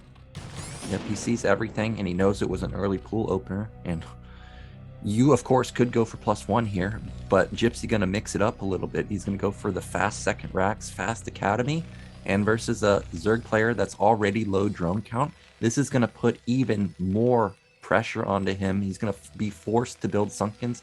Sometimes 1 is enough if you can build enough lings, which he may actually have. And there we go. That's another reason is you don't rush the eBay, is because we are going to have a Lurker opener. And this is a good opener for Gypsy because even though he may lose his depots here, he's got the fast scans. So he's going to know what's coming. He's going to have the fast scans. We'll see if Kid, maybe if he has some miraculous micro, might be able to sneak something. Or maybe, and if it doesn't look like he is an overlord in position, I'm wondering if he was even going to go for the 9mm drop or something along those lines. But right now, he's staring down a wall and a growing Marine count on the opposite corner. Gypsy going for a very safe, stable build. I'm almost wondering if he opted to open up with the 2 Rex because he saw the in-base 3-hatch play last match and wanted to have opportunities to respond to this. But we see the comsats building, and I think Gypsy is going to get scan on this and be in a good position to respond. Yep, and when he scans the natural, he's going to see there's no gas. So this is going to be... it's not necessarily all in the sense because he's going to have drones mining gas, but it's not going to be like it's fast Defiler follow-up or it's going to be fast Spire follow-up because You can't support all that gas. So all Gypsy has to do now, mass bunker his Nat and go factory, and then he'll be fine. And actually, Kid is transitioning out of this. He's going to be taking a third base at top middle. Now, this is dangerous. If you move out, you can see Hydras are already in the center of the map. So Gypsy, if he goes for a counterattack, we may get into a base trade scenario, which makes it very weird. Yeah, it could be. It looks like he's just holding the high ground for this one, especially with those Zerglings alongside. Looks like Lurker Tech has finished. We have Lurkers in, being morphed in the middle of the map. That's going to be 3 Lurkers to join. And again, this reminds me of that 3-hatch style from, obviously it's not in base 3-hatch this time, but it's that, find opportunities, have hold position Lurkers out in the field, look for ways to surround your opponent. I think that's the way Kid likes to play. 2 bunkers on the front, just in case there was a Lurker all-in bust. So Gypsy knows there's Lurkers out there. And I don't know that Kid's going to have a lot of opportunity to capitalize on that. So yeah, I think he's transitioning out. We'll see if he's added an additional hatchery. We'll see if he can macro back into this. And I actually really like Kid's follow-up. He's taking a third base and he's taking another macro hatch. So even though he's low econ right now, he's going to be going into the mid game with big eco. Now, Gypsy cannot overextend here. Luckily, he sees the Lurkers. And the key to blocking this is actually the 2 Firebats. And the reason I say that, you stem Firebats in both of your bunkers, all of a sudden these 20 lings or so that Kid has just get insta-melted. Whoa, okay, well, you can't just suicide them. That was dangerous. I wonder if he was intending to send his entire army that direction. I had a miscue right there, but Gypsy lucky he didn't end up getting pounced on right that second. Queen's Nest is up, Hive now on the way. Evolution Chamber has been dropped as well. So Kid sitting back, it looks like he is going to be able to get 3 gas. And Gypsy did spend a lot of minerals. I still feel like the bunker is worth it. It looks like he's still exploring that front door. He's not sure whether Kid's going to go for a bust or not, but making his way towards Starport to go ahead and grow those science vessel counts, and has the upgrades on the way as well. Yep, it's going to be 3 racks follow-up with tanks and a single starport. So this is going to be a tank push. And we already saw Dandy versus some Zerg player. I can't remember exactly who it was. But Dandy played it to perfection. He was constantly sieging, re-sieging, and focusing down the Lurkers. And we'll see if Gypsy can do the same thing here. He has a window of opportunity because the Hive is not done just yet, but it is pretty far along. Defiler may be able to get up in time. And this will be interesting. Knowing Gypsy, his execution on those hopscotch army, I've seen him executed extremely rapidly. But Kid, this is kind of an interesting style. You're just kind of, rather than turning that into, it's more of a threat to just delay Gypsy, by that time, get that third gas. I think I saw Jadon do this once as kind of a transitionary thing rather than opting for Muta. The tank, taking a little bit of River Fire despite having that range. The Lurkers making their way back. No science vessel yet, but it should be there shortly to press against this. I think there was a comsat drop. So Gypsy, he's got a little bit of time, but I think that Hive probably really close to completing, and it's just, it is complete. And the Defiler Mound already halfway finished. So I think Kid actually might have Swarm before Gypsy's able to get there. Yeah, this is an extremely tight timing. I think Dark Swarm is like a 1-minute upgrade, something like that. And so he's got about until the 10-minute mark to actually push with this. Didn't even wait for the vessel. He's going to just scan for it. He only has 2 tanks right now. And the defense, other than these 3 Lurkers, is very skimpy for Kid, but that was a miss-scan from Gypsy. He's going to lose a decent amount of Marines right here, but he still has a sizable army left over. 2 more Lurkers are on the high ground, so he needs to be careful with his remaining scans if he's going to continue to push without the vessel. And Gypsy going ahead and backing off. And wow, Kid didn't even need to build a sunken colony on his front door with this. It looks like he's going to regroup, maybe make a second attempt at this, but I think that's all the time. Well, we'll see. I think that might be the time Kid needed. This is going to be razor thin. +1 weapons there. Not a lot of troops to help defend for Kid on this front door, so he is going to be very reliant on that Dark Swarm. So it looks like a single Lurker on the low ground just to buy some time with some Lings. So just, kind of just sandbagging, just trying to slow Gypsy down. And with this positioning, looks like he is going to be in position to maybe defend that third as well. The Filer's already there, the Lurker backing up, some Lings trying to go ahead and get into position to maybe backstab, do a surround. Does have an irradiate to get to the Filer. And he only built 1 Defiler, so there's not going to be Dark Storm because it's not done and it's going to die. Oh my god, the timing is crazy. But the second Defiler does pop out, and with Consume like seconds away, Kid is just barely going to hold on, and Gypsy doesn't know about top middle. I'm not sure he would actually try and go there anyways, but at least he's going to hold, or Kid is going to hold this nat position. Speedling or Lings have the plus the adrenaline upgrade, so they're able to actually dish out a lot of damage there. He did spot the Naias, so he knows something's there, and there's a drop into the main. It's perfection. He's going to shut down this base while also obviously having a lot of units at the doorstep of Kid, really testing his multitask now. Yeah, Gypsy showing that multitask ability, and Razor Thin missing the opportunity to go ahead and bust that natural expansion, takes down the spawning pool at the main while simultaneously attacking the 12 o'clock location. There's also the dropship nearby, which is, I like that he moved that just to scout to see if there's going to be a ground transfer or whether it's going to come out of the night. So we do have a Defiler there consuming a couple Scourge out in the air, but one of them was picked off by the Marines, and the Spire might go down as well, which is going to open up a lot of things for Gypsy, on top of being a huge loss for Kid.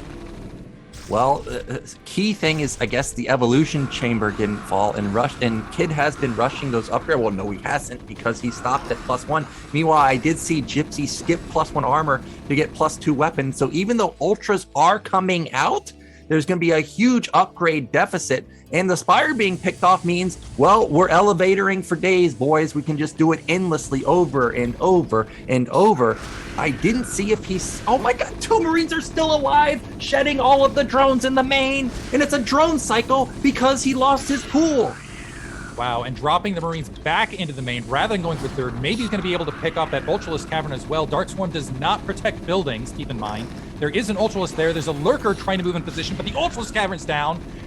Kid can't keep his tech with Gypsy being absolutely everywhere. They're going to pile up, which is going to make these Ultralisks less effective. They've only got level 1 Carapace versus +2 weapons, which means they're going to melt rather rapidly. And Kid, it just feels like whatever the equivalent of Zerg fire is, everything's on fire for him.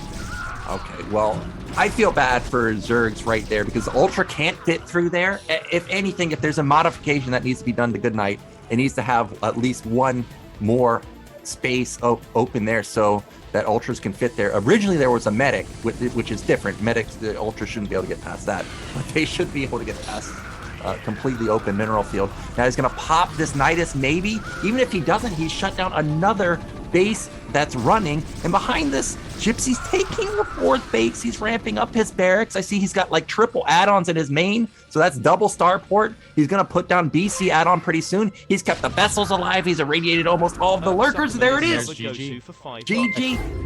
Unsurprising. Just Kid, Supperman is sub a Gosu for 5 months. Good Kapow.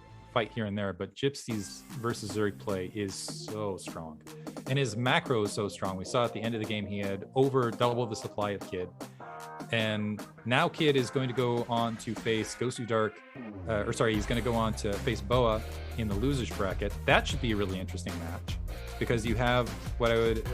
Knowing Kid, you've got the aggression. It almost feels like it's the what do I want to say? Immovable object, unstoppable force. Both directions between those two guys, and you have Gosudark going up against Gypsy, and that's the marquee matchup we wanted to see in the winners bracket, and that's going to be absolutely incredible.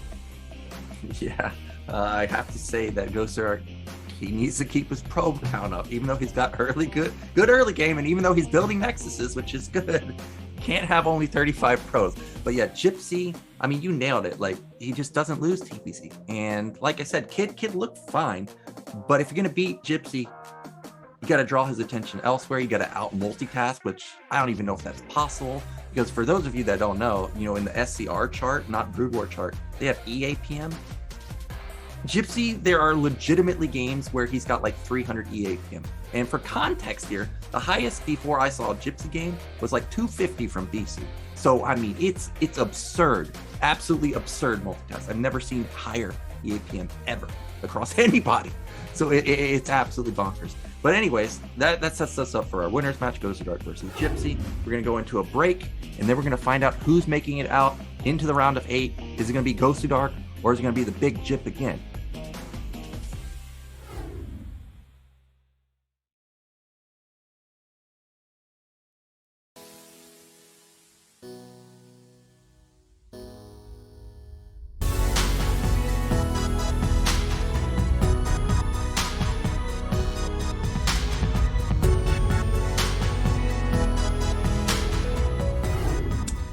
back, guys, and this is the map that the matchup I wanted to see. We've got G Dizzle going up against the big Gyp, who just slapped down Kid with the insane multitask. I'm telling you, man, it's just absurd.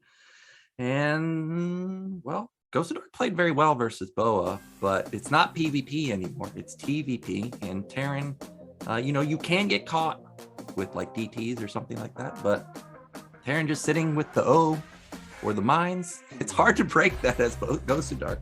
So I think if he's going to beat Gypsy here, I'm shocked to say it, I think he's going to have to go into mid game or late game, but Gypsy's just so good at that.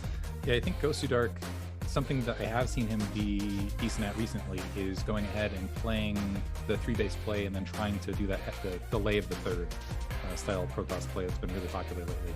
But the thing with Gypsy is he's had very balanced build orders from what I've seen versus Protoss, where he leaves himself enough troop grounding to where he has the options to go ahead and just expand and take something additional, or he has the option to just bust you. And I've seen him time and time again catch greedy Protoss off guard and just absolutely decimate them. Which is where, particularly against players who just, they're trying to go for that greedy expansion play, Goon Light, if Gosudark tries to play that style, I think he's going to get wrecked. But if he does try to play the I'm going to stay in your face, I'm going to keep you on your toes way in, if he can keep up, the macro is the big missing key, I think, for Gosudark. That's going to be the big question mark. Is can he go toe-to-toe, play a little bit more aggressively, play in the face that he likes to, but keep up with the macro, get to that third base play, and get that transition to the late game tech. Unfortunately, even from there, I feel like Gypsy's late game versus his troop movement and his choice of locations to engage on the map is just fantastic. So yeah, Gosudark has, I'm going to favor Gypsy here, but Gosudark I think is capable of taking these matches, but he's got his work cut out for him.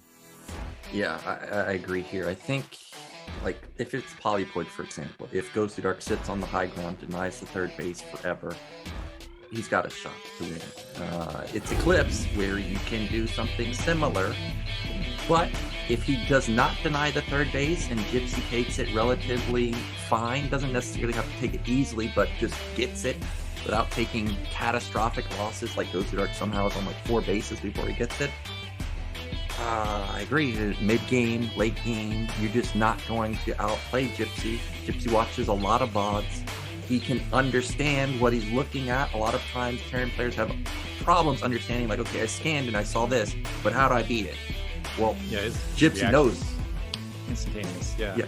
He knows the count. If he sees you overextending, you're dead. If he sees you all-inning, well, we're putting up tons of buildings, we're floating barracks, we're sitting in siege mode, and we're just going to let you kill yourself by attacking into me. Like, he knows everything in TvP. So Gosudark, he's going to have to get an advantage. Like I said, it is Eclipse. There's a lot of shenanigans on this map. We see a lot of proxy gates, but I mean, this has been in the map pool for so long. Gypsy's dealt with all the shenanigans. So it needs to be something very, very special from Gosudark in the early game, get a lead, go into mid game, compound that lead, and maybe he can take game 1. With all that said, players are ready. Let's get into our first game. It's Gypsy versus Gosudark on Eclipse.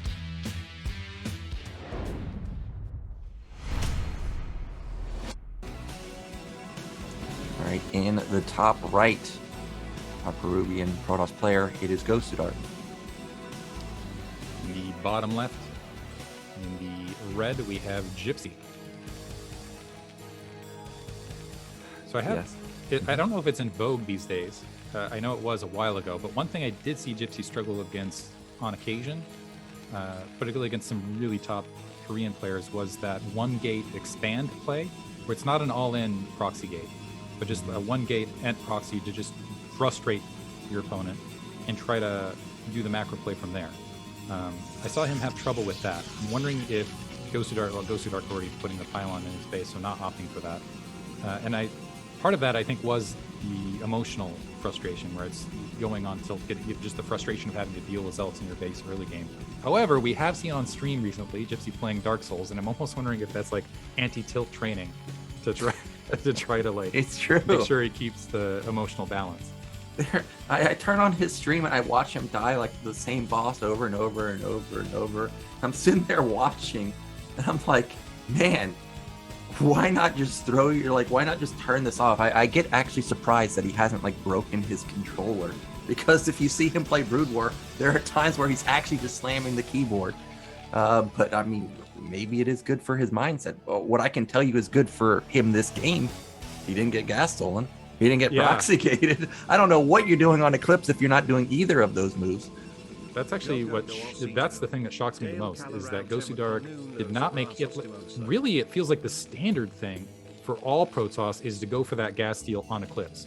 It's a one-player map. It's you can always get away with it seems like. But Gosudark opting to not send out an early probe to even attempt it. Yeah, and I already feel like Gosudark's kind of hurting himself by not trying to do anything to Gypsy. But at the same time, Gypsy has easily the best Marine control versus Zealot in the foreign scene. That it's kind of you're in between a rock and a hard place. If you go for Zealot, he's not going to take damage. If you don't go for Zealot, well, now you're letting him get into his comfort zone. So I really don't know what you can do versus this guy. Gypsy's going to get a scout in. There's no Zealot to block the ramp, so he's going to see it. And he also sees the second pylon. Now, he needs to keep very close eye on that cybernetic, see when range comes in. Yeah, that one thing that Protoss have been doing a lot lately is skipping that range to go ahead and go for tech in the mid-game. And I'm wondering if Gypsy upon seeing... Oh, yeah, fake. He's going to show weapons range, and he's going to show it spinning. The question... And so that definitely shows that Gosudark is going to try to follow this up with Dark Templar, with potentially some sort of tech as far as a follow-up. And he wants to get that Dragoon to take out that SCV as quickly as possible. Gypsy, in the meantime, lost... what happened there? No, he canceled it. He was going to build one, but he saw no Zealots are coming, so he canceled it because he's going to power off of one Marine, and he's going to keep this SCV as long as alive as long as possible and build a command center. If you do this, you can build command center, you can build depot, you can build add-on, all before starting the bunker, and that's an insane lead. Now, what I want to point out with Gosudark's build here, like, of course, people are going to see, like, oh, he just got weapon upgrade. Wow, what a great fake. But actually, it is a great fake because for 10 seconds, he had the money to get range or get the weapon upgrade, but he didn't build it ASAP because he knew that you can't afford the goon and range. That would be obvious that it's weapon. So he delayed it, and now this looks like it's actually range, and it's actually going to be DT. So the question is does Gypsy realize it once this Dragoon doesn't start attacking? Well, okay, so the Dragoon not attacking front door, showing that it doesn't have range yet. I'm wondering if that's going to tip Gypsy off. He's starting to do front door seal, but that probe sneaks through in the meantime, and able to get eyes in the base, which is going to be a help. Going to see that vulture first before getting taken out. Yeah, unfortunately for Gosudark, what Gypsy likes to do is go for vulture expand like this with the mines, and well, he needs to avoid the mines now. And behind this, I mean, Gypsy knows who he's playing, even though he saw macro gains versus BoA.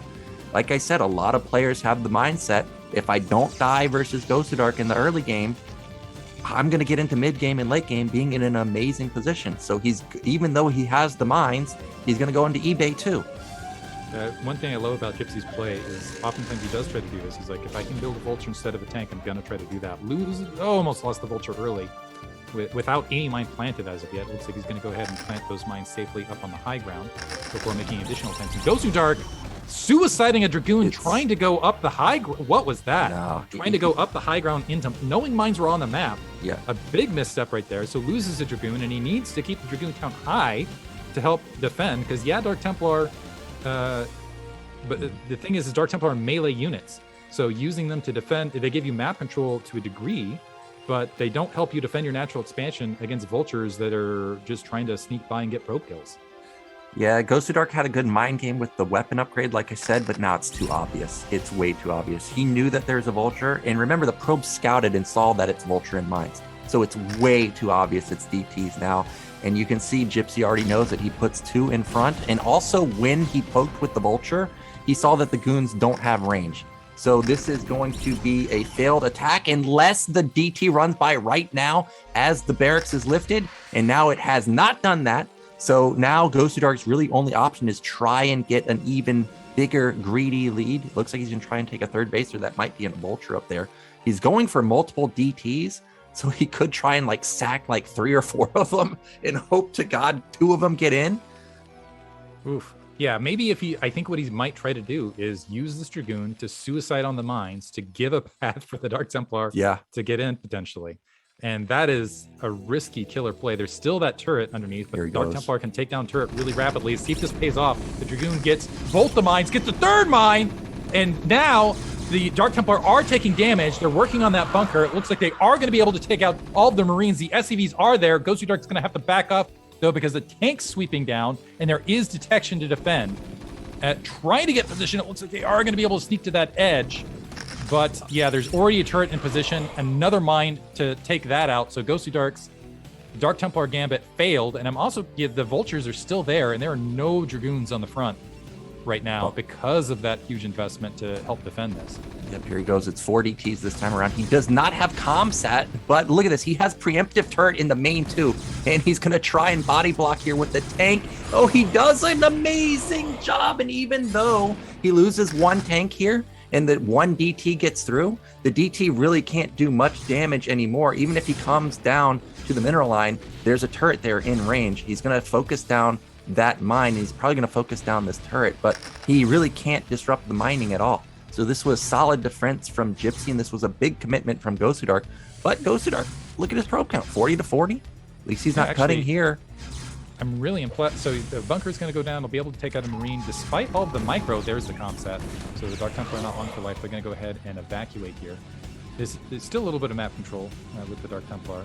But Gosudark, I got to say I'm impressed because he microed those Dark Templar all over the place and then also kept his probe count high, which is what we did not see in the games versus BoA, and is up to 4 gate. So in an okay recoverable economic position, looks like he wants to take his third, but Gypsy already right there with his Vulture to deny it. Well, this is one of those games where when you scan and see whatever Gosudark is doing, you gotta know, or you've got to know the appropriate follow-up, because you're gonna scan 4 gate. And some people may think like, okay, well, I can push this, which you may be able to, but you need to know the current goon count. Right now, there's only 4. So for sure, Gypsy could push this. But if there was something like 12 sitting here because he was building mass goons after, like, let's say 1 DT opener, you could not push this. It would be really hard to push it. So I think Gypsy's just going to capitalize on that. He's going into 6 fact. Yeah, I like what he's doing. He's just delaying that. He's going up to 6 factories. I think he recognized that, okay, you build all those Dark Templar. That means you have a smaller Dragoon count to follow this up. And it is going to be challenging to stop. It's challenging for Protoss to stop 6 factory pushes usually off normal Dragoon gateway, whatever it counts. And this is Gypsy executing this. And he's already got +1 weapons. So he's going to have a very strong attack force moving across the map. I don't know what Gosudark can do, honestly, to defend this off. Well, he's taking a 3rd base. He's building a Stargate. I will say, if Gosudark stops this attack, he's going to be in a pretty darn good position. And the reason I say that is because if he stops it, he's going to reset the tank count, which means it's going to be really hard for Gypsy to feel confident in attacking again, because you're not attacking with 2 tanks. I mean, that's not a move from Terran. So Gosudark, it is imperative that he has a good trade here. Gypsy taking the bottom side of the map. Oh, now he's going to move his Vultures up here. I don't know why exactly, but regardless, the army has gone unspotted. And if he can set up a contain outside the NAT, this is going to be lights out for Gosudark. But Gosudark still has a lot of army sitting outside of Gypsy's base.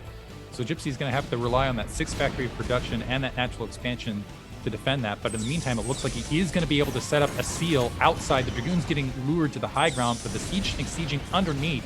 So that's going to be a contain. Gosudark looks like he's going to draw those attack forces back, potentially to try to build up some forces in the main, maybe get some sort of pincer to try to defend this. But the Vulture's already there planting mines underneath to potentially go for an intercept. I'm not sure how many mines got planted in the midst of that, but it looks like, and they're also still getting spotted with that mine and being assailed. The Dragoons now moving in, but they're coming in single file. Looks like they are going to be able to get on those lower siege tanks. Oh my! Gosudark, and a big mine hit with the siege tank hit to follow. It looks like Gosudark might be able to clean this up, though. Yeah, as soon as we saw that Gypsy couldn't reinforce, I all of a sudden didn't like this move, because Gosudark had 2 options, counterattack or surround like he did, and he went for the optimal move here. He surrounded the army. Now he has 3 bases with Arbiter Tech, and this is what I was talking about. If Gosudark can get the trade of his life here, look at the tank count, It's 4. There's no way you're feeling confident taking a base with 4 tanks. Now Gypsy has to rely on Vulture mines to try and get control of the game. Luckily for him, Gosudark's econ isn't fantastic, but all of a sudden Gosudark's going into the mid game in a not so bad position. Somewhere, someplace, I'm wondering if Artosis can feel us in the ether and is giving out a little bit of the scream, because we also saw the Stargate in the background for Gosudark. So not only is he taking a 3rd base, he's also taking up to Arbiter and was able to stop that push. Yeah, he's in a great position now, moving into the late game. Yeah, remember Gosudark built like 6 DTs in the beginning, and it did no damage almost. So for him to stop that attack, I mean, it's a 6-fact. It wasn't like it was a 4-fact where it was not a committed attack. This was a committed attack from Gypsy, and he held it. So that's nicely done from Gosudark. And the tank count, like I said, not extremely high. Now, Gosudark needs to not be overly confident here. I realize he has a lot of goons. Well, okay, but he's just going to waltz in because there's no mine set up. He's going to get on top of these tanks, and Gypsy's falling apart. Look how many goons there are. Wow, a huge Dragoon count peeling in, taking out a massive amount of siege tanks. The Vultures, as you said, out of position, no mines there. It's a cleanup operation from 2 directions. The Zealot's able to get on top of the siege tanks as well, and Gypsy has, what, 1 siege tank up there at the 3rd? The Zealot's going to be able to march right in and get on top of that siege tank, so this might be a canceled base, and 3rd base is up and established for Gosudark. He's got Arbiters on the way. The siege tank count has again been reset for Gypsy, so things are looking frightening here. Trying to buy some time, that's going to be a cancel. And now that 3rd, even more delayed, and Gypsy invested a huge amount in that 6 factory push. So everything going in Gosudark's favor right now. Oh, actually, I was about to say that was a greedy 3rd command center to build on location, but then he just floats another one in. Luckily for Gypsy, he already has the 6 factories done, so he's got a lot of production. He really needed to have a lot of the production already done, not like building it up, because Gosudark could have just overran him pretty easily. I mean, look how skimpy the tank count again is. It's at 3. Gypsy eliminates all of the goons, and Gosudark is someone that likes to attack. So he may not be waiting for stasis. He may be thinking like, well, maybe you're out of scans. I'm just going to go all in here and see, push my luck, and maybe you can't see me. And that looks like what he's going to do, because here it comes. Hats off to Gypsy also keeping the supply count somewhat even in between, which is just a testament to his macro. But yeah, Gosudark swinging in. He's got, I don't think he has stasis upgraded yet. +1 weapons, +1 armor, by the way, on these siege tanks as he's moving in from the high ground, just kind of peeking at things. Gypsy planning some stuff to just get in the way of this attack force, and it looks like Gosudark thinking better of it. Going to go ahead and back off. Does have that 3rd base, but is not mining at that 3rd gas yet. Well, Gypsy still knows there's no 4th base. I don't think he scanned Gosudark's position, so even though he may be thinking like, oh my god, I'm letting this slip away, if he does scan and see 6 gates, you're not going to get overrun by 6 gates. So really what he needs to do right now, make sure he's recall proof. Right now, he's, I would say, unbustable. He's got good SimCity outside of his bases. He's got a lot of mines set up. He just needs to make sure recall does not get in. And what Gosudark needs to do is he not get hit by mines and take these bases, whether it's top, middle, or bottom right. Yeah, and this is interesting play here because we've got Gypsy, who is technically, when you're even with Terran, right, you're ahead as far as the Terran is ahead with even bases. And right now, for the moment, Gypsy is on 3 bases. I think he's happy to sit back, play the upgrade game, hit 200, start pushing out and making moves from there. And Gosudark, yeah, needs to make moves to go ahead and pick bases. And losing your probe to Vultures, delaying that 4th base is not going to help you. Looks like he is staging up for a potential recall, though, over that 3rd. We have some turrets along the way, a 4th command center being built by Gypsy. Some Vultures trying to engage in that bottom right corner. I think they might have been able to kill the probe there, too. So Gosudark really needs something to happen with this recall. Recall's going to be coming. I think Gosudark knows that the attention is at bottom right now, and yeah, look at this. Instantly sends that Arbiter because he knows Gypsy's looking over at the right side, and that means he's not setting mines up on the left side. So here comes that recall. It's only 2 turrets. He's going to get in, and that's a pretty big recall. There's only a single tank here to defend. Instantly lift off. Luckily, there was no mine in that minefield. Doesn't kill all of his SCVs off. So this was a great recall counterattack from Gosudark. And that was interrupting both command centers. Gypsy was thinking, okay, maybe I can set up, build more SCVs, take additional base, and now he's having to attack uphill. Gosudark doing what he loves to do. Deny that 3rd, delay that 3rd, get attacks from above. This is also going to give him opportunities to go ahead and clear out these additional bases, get a 4th base. Once again, he's technically economically ahead. I like the mine plant. there on Gypsy's part. And also, I think he's still got stuff at the 12 o'clock location that's delaying that. So both players delaying each other economically. Double forge upgrades running. It looks like Gosudark isn't moving anything to take that. So tight game right here. Gypsy's still in a position where you can he's got even supply. He's still in a position to go ahead and slow push these Dragoons out of here. So I still honestly at this stage think it might be anyone's game. I think he just EMP'd an Arbiter with that vessel. We can't see it, but I was wondering why didn't he go for a second recall, because he's had a lot of Arbiters. Like, there's already at least 3 out, and probably in the main left side, there's probably not that many turrets set up. So like a double recall follow-up could have been amazing. But as played, Gypsy has re-secured his 3rd base. This time around, you know he's going to be ready for the recall, because he's aware that he's denied the 4th base for quite some time, and those mines intercepted another Arbiter, and instantly vessels are on the move. And as well as going ahead and taking this base at a higher location, that's going to give him better eyes to engage that. It looks like this Arbiter is going to have to do EMP dodging now. Going to just try to escape to that corner. Got him. Loses the shield, and I don't know that the 4th has been even in production here for Gosudark. Maybe at the bottom right-hand corner, but this is a very delayed 4th now for Gosudark, which is giving Gypsy opportunities to keep pumping those upgrades, keep building that army count, and doesn't even have that 4th up and running yet. So Gypsy all of a sudden in a pretty strong position.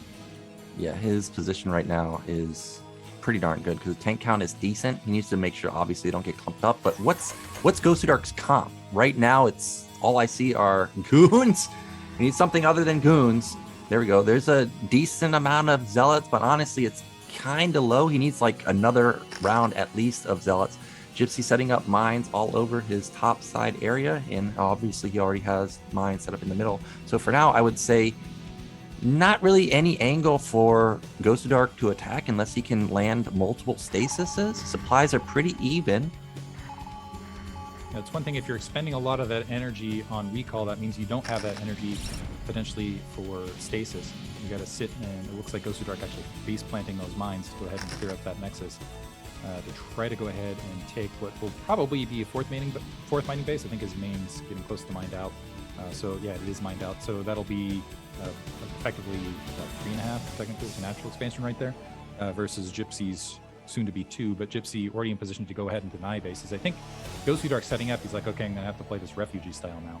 And so let me go ahead and grab the bases, try to get a bank, try to get spread out on the map. Let me get your opinion on this. I feel like on maps where it's easier to shell up, where it's just one side of the map, you don't have to worry about it. I feel like it's more disadvantageous to go for more the recall play. What are your thoughts? Do you feel like it's better to go recall or better to just save it up for stasis for the engagements? I think stasis. I think stasis is better, and I think you go for a carrier switch. I think Terrans have just gotten so good versus Gateway Man, Arbiter Man. Unless there's like a big spread out expansion, huge vulture flood, gonna go ahead and knock this nexus down. So Gosudark trying to play all over the map, and Gypsy doing a good job of having that vulture force out and denying additional expansions to slow Gosudark's economy, because it is an economic race at this stage. It is, when does 3-3 hit, when does 200 hit, and when does Gypsy start moving out on the map and start taking things out? Yeah, and there was no cancel there, so that's 400 minerals gone. Gosudark's army is fearsome. He has like 6 arbiters, but Gypsy has like 5 vessels. However, stasis is instant. As soon as it gets cast, you're freezing something.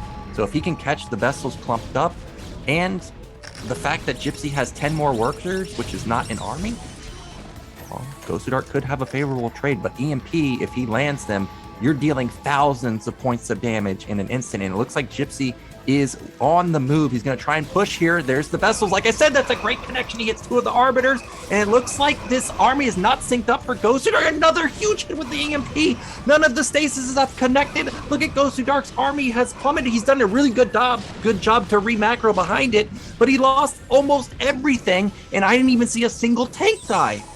This is what I love about Gypsy on maps like this, is look at his engagement point as well. You pick the perfect point to have an engagement where there's just a funnel of goons where they have to come from one direction. There's GG. Easily, beautiful EMPs. And that's why I think Gypsy's late game, aside from the macro, the multitasking, but also the decision making to position and engage right there where what are Dragoons going to do? You just funnel, you group up, that makes the siege tanks with their weapons upgrade all the stronger. So yeah, Gosudark, I gotta say, I give it to him where the Dark Templar opening didn't pay off, but he was able to swing it back and make it into a late game macro match. There were points there where I thought he was going to pull ahead, but Gypsy's so strong in the mid and late game. Yeah, after the botched attack and then getting his third base denied, I'm like, really? Am I watching this unfold after 6 DTs do no damage? Gosudark had a really nice recovery, but 3-2 Terran attacking into a choke after you also got EMP'd, like it not only hit the Arbiters, hit the army too. And Gypsy is one of those players that does not skimp on vessels ever. He always has a vessel all the time. So you know that EMP is coming, and unfortunately not the angle for Gosudark. I actually was surprised Gosudark fought there, because Gosudark, I thought if he goes for a counterattack, I mean, there was only 2 tanks defending mid-left. Yeah, I think if he actually just moved out of position, and I'm wondering if he just got caught off guard, was expecting Gypsy to come a little bit later, or maybe at a different position. But yeah, we'll see. Gosudark moving into the next match. Going up against Gypsy, I would again kind of aim to take one of those maps that doesn't have a ramp again, or has a big, wide, droppable something to work with. But if game 1 is any indication, I think, I don't know, we'll see what he can do. Yeah, instantly what I thought of was, okay, we're going to see Ascension, but Ascension is Talcross-esque, right? It has a huge main, it has a huge droppable area. But unless you're somebody that's Shuttle Man or good with Reavers, somebody like Mini, which I don't think Gosudark is that type of person. I more often see him play DT style, that I don't necessarily think Ascension is the greatest map to pick, and he's not going to pick it. He's going to go for Monopoly. So let's get into game 2. It's going to be Gypsy 1 game away from closing it out and moving into the round of 8.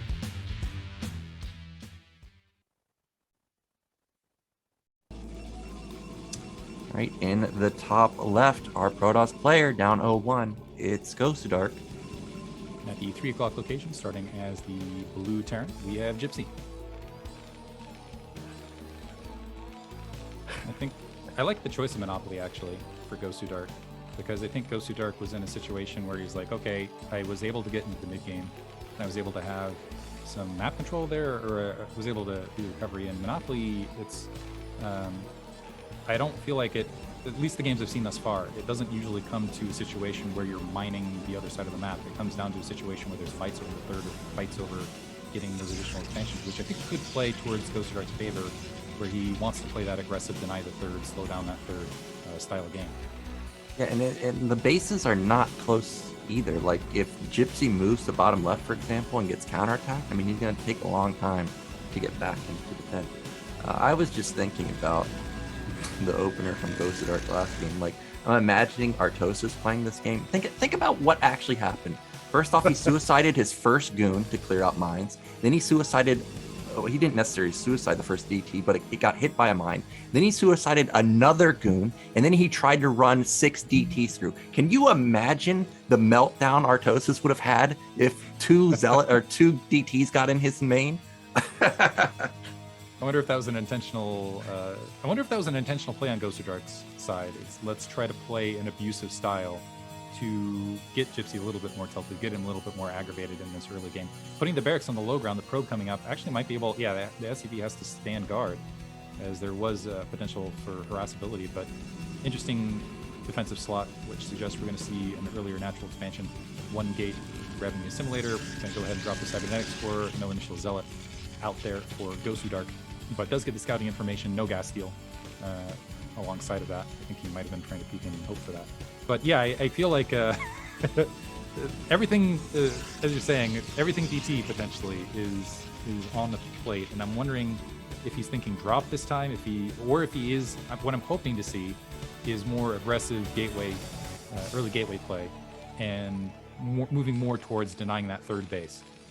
Where it's kind of exposed out here on this map. And also on Monopoly, there's just that this kind of feature right here. You've got the ramp where there's an engagement. The rest of it is flat, and that's kind of the multiple engagement points, which I think could work in Gosudark's favor. Yeah, well, Gosudark, with his scout, came in and saw that Gypsy wanted to go for gasless, but after getting scouted so fast, he responded with something like a 14 gas, so he's now slowly mining up that gas to build his factory. So Gosudark, if he goes for range, will have an opportunity to deal a decent chunk of damage to the bunker and force a lot of repair time. Meanwhile, did that pylon not get canceled? I think it's still alive. And, oh, did he rebuild it? He rebuilt it a second time. Now, I don't know about this. It looks like this is a misread from Gosudark because as a Terran, this is obviously going to be factory, not necessarily fast gas or fast command. Wow, he lets it complete. That's a big commitment. And look, you can see Gypsy doesn't even have the money to put it down anyways. Huh. Yeah, so Sachs, so 133 resources at least. I think the probe might have gotten killed in the middle of that as well. Gypsy now one factory into expand, and the SCV starting to meander out. Whoa. What was that? Gosudark's main? 3-gate, baby. Yeah. Is this PvP, Diggity? This feels like PvP What's now. this? This is Gosudark loves it. Yeah, and actually, this is kind of what I was hoping to see. We're going to go ahead and see 3-gate. We're going to see Dragoon, and we're going to see that press. A lot of Dragoons. We're going to see that press into that natural expansion, which he chose Monopoly, which is a little bit of a smaller choke to defend. Well, it's not only a smaller choke. I mean, look how far your main jettisons out. Like, he's got a lot. Like, look right here. He can put a tank on high ground, and he can cover everything easily with siege mode. Now, the question is does he go siege mode? I think you have to go siege mode here. He comes in for a secondary scout, and as I've stated multiple times on my stream, no 4-minute Nexus, well, actually 420 Nexus, 100% something is going on, whether it's Reaver, DT, Speed Zealot, 3-gate in this scenario, you know something's coming at you. So you have to go siege mode. You have to go 4 Marines in the bunker. And I just feel like this is just not going to work. Gypsy in the dark. He's got some SCVs making this way. The Marines do get it. It looks like there are the 4 Marines in the bunker, but he needs to be aware and have those SCVs pull off the line rapidly because the Dragoons can't hit from that lower angle. It looks like he does have the SCVs there, but I think he's going to know something's up as soon as this next pocket of Dragoons engage, and that will be go time for full defense mode. 3 SCVs repairing right now, but there might be a window if they just fold in, they go in with the full 6 to potentially breach and maybe take a path along that southern edge. But this is going to be a lot of work for Gosudark. I'm just thinking about what's the move here, and not necessarily knowing Gosudark, but after what we saw last game where he just commits to it, the Sim City's already sort of set up, right? Because he went for gasless expand, so he can't run by the bunker with 9 goons, right? Like, that's just not going to happen because look at the Sim City. It's so hard to actually get up the ramp.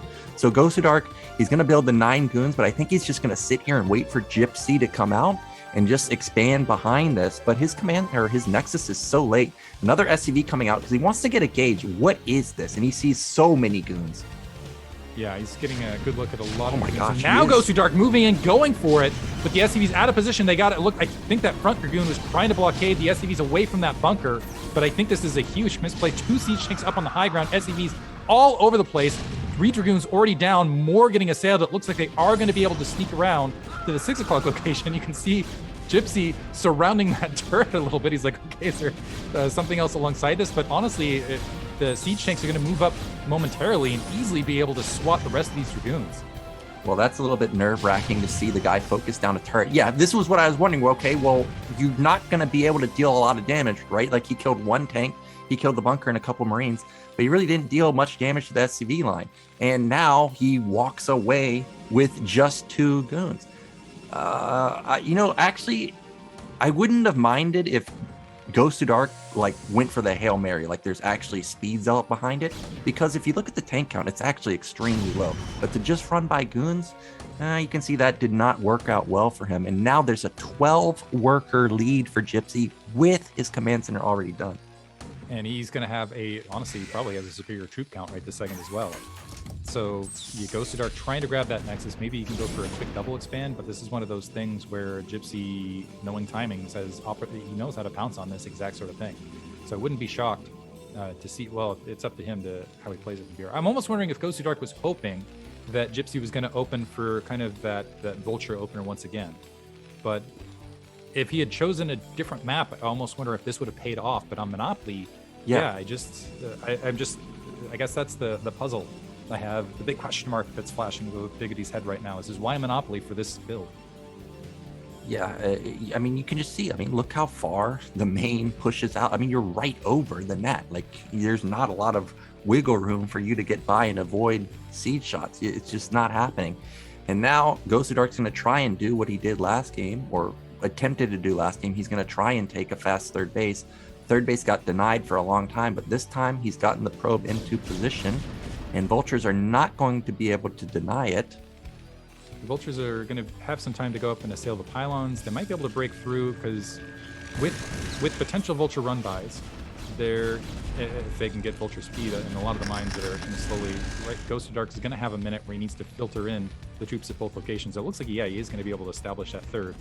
But in the meantime, he's also able to see the factor count of Gypsy that is starting to grow. Yeah, and this is going to be another 5-fact follow-up. You know, I actually feel like this is the best thing that Gosudark, or the best thing that Gosudark could get, because Gypsy, again, is going to try and go for a timing. And I mean, that's what Gosudark excels at. He excels at attacking and fighting into you, and you're going to be attacking into him. Sure, with a strong army, but this is what he always wants. So if you lose this fight, like we saw on Eclipse, and then delay taking your third base, well, all of a sudden Gosudark can be in the mid game again in a decent position. I actually hope that this is like a Mihu move, right? Where, you know, he shows 5 facts, but then he just expands behind it. Because, you know, Gosudark is building all units right now. Yeah, and I wouldn't be, and actually I don't even know that the third Nexus was planted. There's a pylon wall there, but I don't think the Nexus hasn't been secured yet. So if Gypsy opts to run into this, I have a feeling Gosudark is going to have, he has eyes, he's a smart player, he's going to have the units in position to potentially crash down on top of that. But if Gypsy does, go for that expansion, I don't know that there's a lot Gosudark is going to be able to do about it. Yeah, he's not going to be able to do anything. I mean, it's 6 gate versus 6 fact. 6 gate just doesn't beat that. And also Gypsy's upgrading behind it. He lost 1 tack in the initial engagement. I mean, it's like his tank count hasn't even been reset, and he's doing exactly what I think the move to do is. You can see he's already sent a SCV down to build that command center. We don't know if he scanned the Nexus at mid left, which doesn't exist, but it's possible, and this is the exact move he should be doing. And now he's ahead in the supply count. He's got decent upgrades, a huge, and this maybe is the faltering macro of Gosudark, but a huge, or maybe because of the pause to build the Dragoons to deal with the potential factory flood. But a nearly, not quite double, but a 20 worker lead for Gypsy, which is significant. Yep, big lead. I mean, there's a 23 worker gap, so technically army favors Protoss in terms of actual numbers, but in terms of power, of course, Terran's ahead right now. Just now, the Nexus is starting, pretty much matching the timing of the command center. And look at this, Gypsy scans almost the entire base, sees there's no Templar Archive, no Arbiter. And if there's no Templar Archive and there's no Arbiter, Terran is content with literally just sitting there and building tanks. There's a dropship out, potentially to sail that third with the pylon wall in the way, and that could do a lot of damage. Especially, I don't think Gosudark has it scouted, and he doesn't have a cannon up. I don't see anything in position to even. I don't think he has a forge yet, as far as I can tell. No. I think what he's trying to do, pocket those gateways to the south, is maybe try to be like, oh yeah, I'm going tech, but he's just gone straight gateway units. And Gosudark looks like he's lining up actually to maybe do. Just to sail this out. Yep. As soon as this drop comes in, that's going to trigger Gosudark to all in. And if he hasn't all in already, he sees there's not a lot of mines here. The barracks positioning is great. It's going to soak up a lot of the goon shots, but there's not that many vultures here, really. So the zealots, if they can get on top of the tanks, will deal a lot of damage. That's a move command from all of the goons to simply try and avoid the barracks. And Gosudark is catching Gypsy powering too hard. There's a 35 worker difference. Almost all of the tanks die. Gypsy's still okay if he can save this base. He's going to shut down mid left, but he took huge losses. And actually, Gypsy kills 10 probes too. So this was actually not as big of a bad situation as I thought. Yeah, especially if he can lift off that third and get it into a safe position. It looks like it's going to take a lot of damage from these Dragoon fires. From the Dragoon fire, but he's done a lot of damage at that third. It's going to be a while before Gosudark is able to. So despite Gosudark diving in, wiping out the siege tanks, and denying the third, Gypsy's still in a good position. Gypsy trying to go even further, getting the vultures into the main, and he's going to get more pro kills. every probe hurts so badly versus Gosudark. He's down to 26 probes. Look at supply dignity. There's 75 SCVs for Gypsy. There's 70 total supply for Gosudark. Probe Hero gonna try and save the Nexus. Deep's a little bit too little too late. Tank's gonna take that down. And now, what does Gosudark really have left? He has 5 goons here. Maybe like, I don't know, 40 supply worth of units at the top side, and that's it. And now, with all of those factories behind this and the strong economy, Gypsy can just take his time, honestly, bullying his way back out. It looks like Gosudark might get another two-pronged attack to assail this siege tank force and maybe deny the third a little bit, and he needs to do exactly that. The Zealots actually getting right on top of those siege tank, never mind, regrouping and engaging those Zealots. The Dragoons taking care of to the south. This is now a one-pronged attack with Vultures reinforcing from the right. I wouldn't actually be shocked to see, yeah, GG right there. Because nothing left for Gosudark to stop or slow Gypsy down, and huge supply lead. So Gosudark faltering, he's going to go to the final match to take on the winner of Kid versus BoA, and Gypsy, once again, advancing to the round of 8, wants to go ahead and make his way to the championship. Yeah, so advancing once again, looking solid as ever. And I got to say it, I've got the North American bias. It's good to see a North American advance. Yeah, and it was convincing win versus Kid, and Gosudark, he had moments where it was dicey, like the final attack we saw right there. Knowing that there was a huge worker lead for Gypsy, and knowing that there's 10 supply over on the left side of the map, and knowing that there's speed zealots on getting on top of all these tanks, I was like, really? Is he really gonna bust here? But somehow those tanks actually killed almost all of the goons except for 6, and unless there's like a mass goon support for rallied zealots, you're not able to actually finish the job, and unfortunately Gosudark does fall, but nicely done by Gypsy. Not bad from Gosudark, and he'll still be waiting in the elimination match. But that's it for our winners match, and now we're going to be going into BoA versus Kid. You talked about Kid's ZVP earlier today, so I definitely want to see him spam that Hydra button. But of course, before we get into that game, we're going to a break, and then we'll be back and find out who's going to be eliminated from BSL14.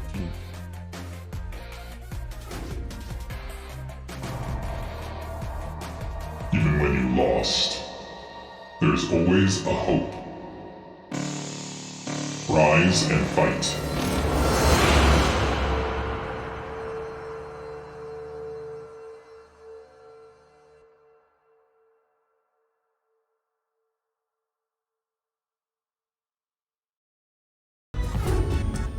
We're back, guys. We just saw Gypsy blast off into the round of 8. Gosudark not eliminated yet. He's in the deciders match. But now we are getting into an elimination match. It's going to be Kid versus BoA. Kid played pretty well versus Gypsy. BoA also played pretty well versus Gosudark, but not up to snuff. So they're fighting for their lives here. And Diggity, you were telling me that you like Kid in ZVP.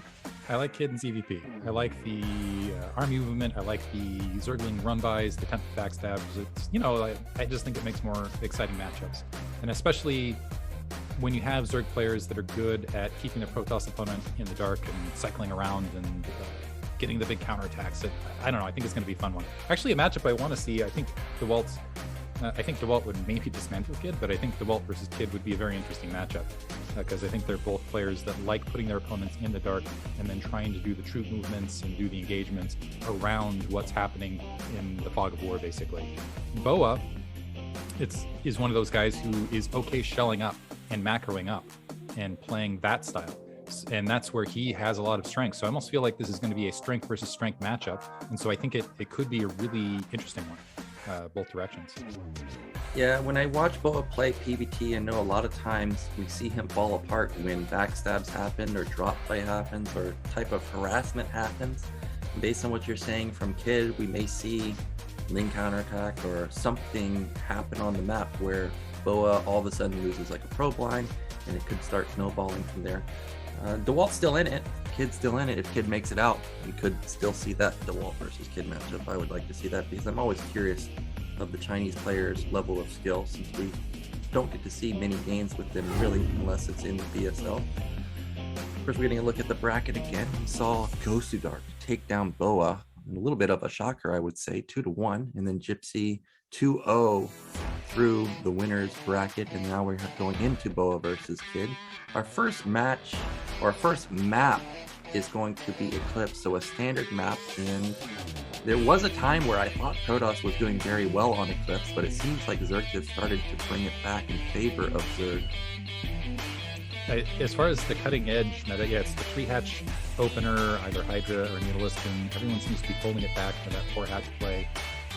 But I feel like recently, Protoss, at least at the upper levels I've seen with the Waltz, they seem to be getting an edge on it with kind of playing more jazzy. There's classical music where you're just doing the straight thing, but throwing the jazz out there and throwing zealots at off timing in the dark and finding the space to do that. I don't think that's BoA's style. So I think BoA likes just sitting back and doing the big macro up off 2 bases and finding and just getting the robo in place and moving up from there. But we'll see how he responds to it, or if he. But as far as going back a half step of the meta, I do feel like Zerg, with that mid-game 4-hatch Spire option, where you can all of a sudden do a huge medalist tech switch, where you can take down the Corsair and put your opponent in the dark. At that stage of things, I feel like Zerg just has a slight edge at the moment. But BoA has elevated his play, so maybe he has gotten to that next stage where he's found kind of those off-tempo plays to keep his opponent a little bit more off guard, and where they can't just dictate and put you in the dark. Yeah, you can definitely see players like the Walt have learned that, because often I watch like 2 zealots sneak across the map or 3 zealots, and I'm like, wow, Zerg did not expect this at all, and it snowballs really hard. I agree. I don't remember seeing BoA do that, but maybe he does have, or he has learned to do a move like that. Yesterday we saw J-Star actually go somewhat low zealot count and prioritize more Dragoon heavy army. Didn't work out for him though. So let's get into our elimination match. It's game 1, Eclipse, BoA versus Kid.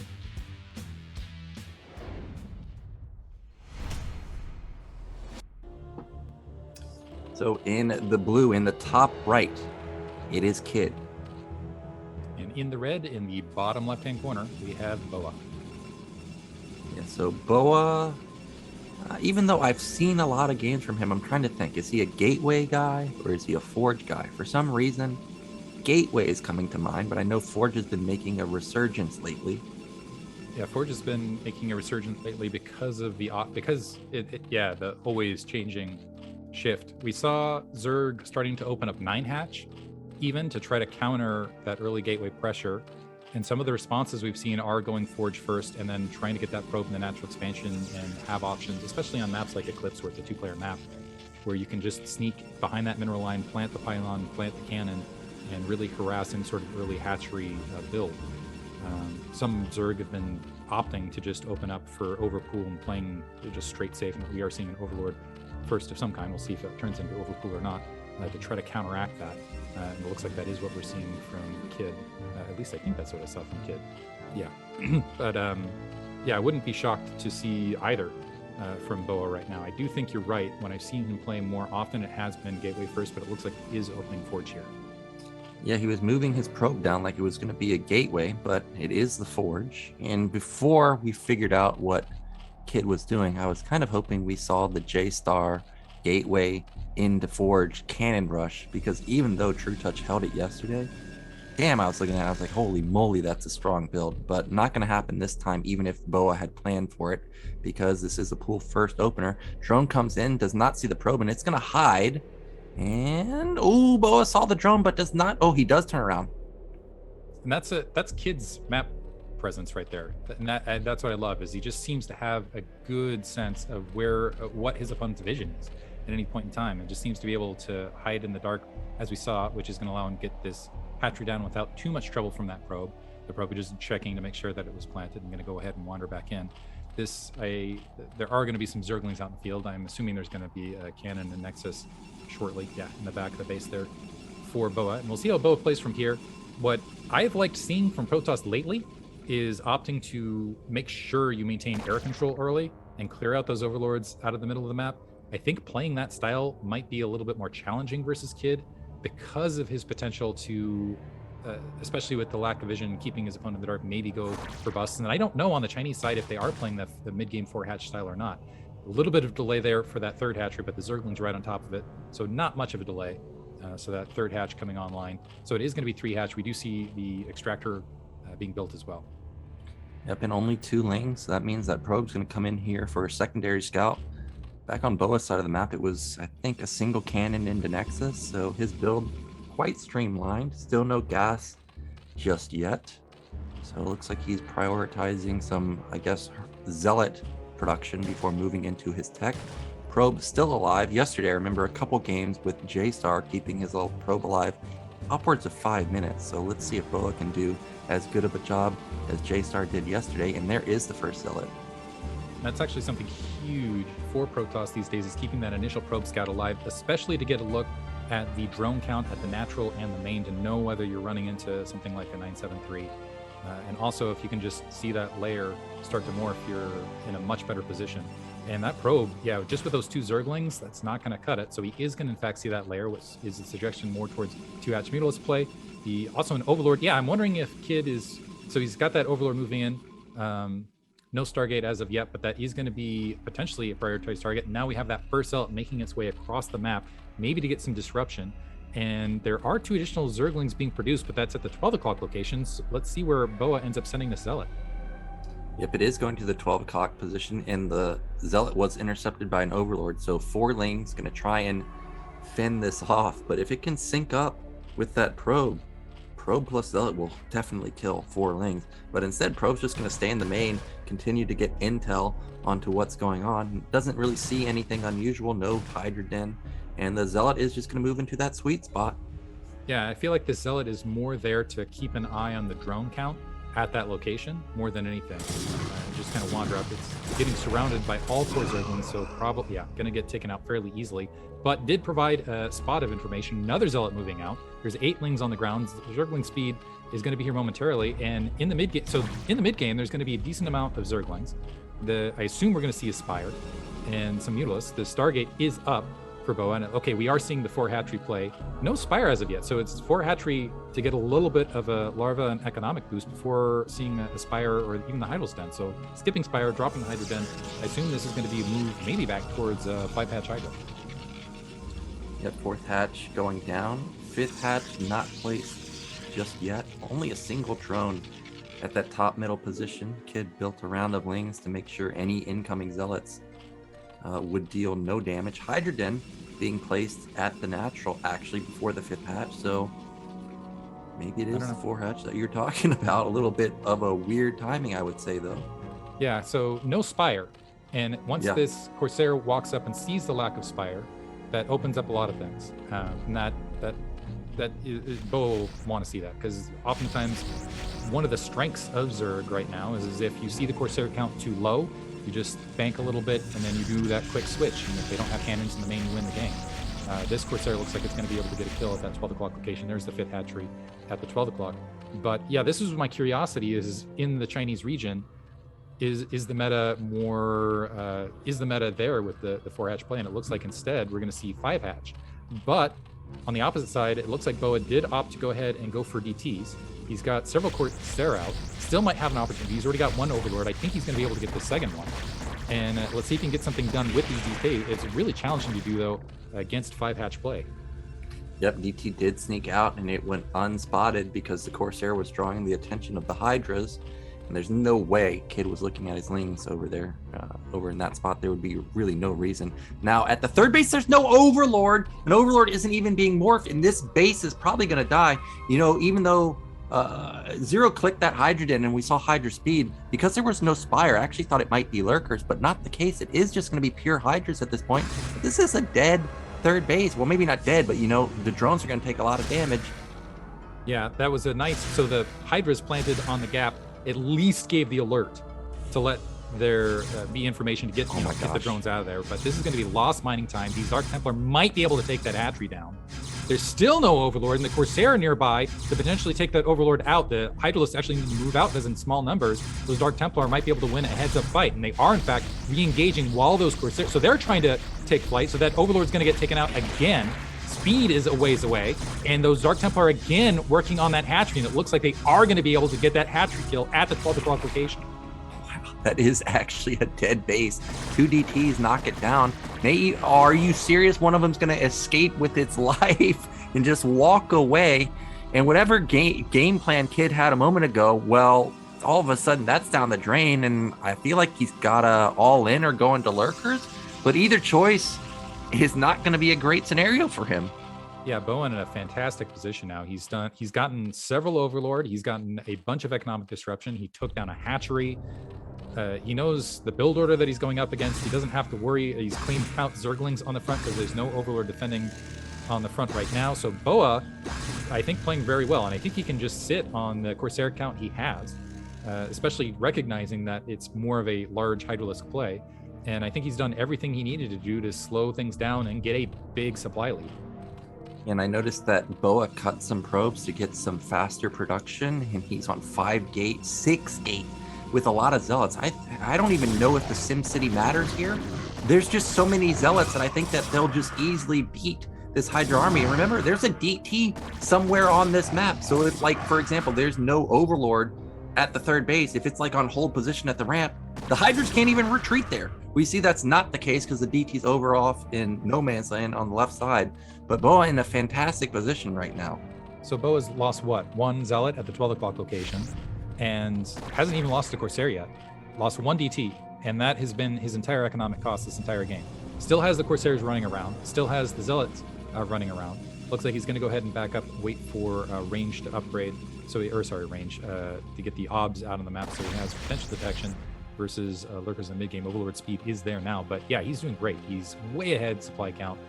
Honestly, I feel like if he wanted to, he could just set up and take a 3rd with Kid's position, but he is marching out on the map still, and also has the weapons upgrade. So basically, I think practically in every category that I'm seeing, BoA is ahead. Yep, 43 probes. That's pretty much perfect. Going into 8 gate. Got the goons coming out. Range going to be completing pretty soon. He didn't miss his robo timing. He's going to have observers out pretty much right when lurkers are done completing. You see, that's what Kid is doing. I think that's kind of what he has to do because there's no way Hydras are going to beat this standing army as it is, especially with no potential muta-switch and sniping of the Templars. Would like to see BoA put down that 3rd base because, like you said, he's got a huge lead right now. But here comes Kid. Supplies are decently high for him, 87 to 115.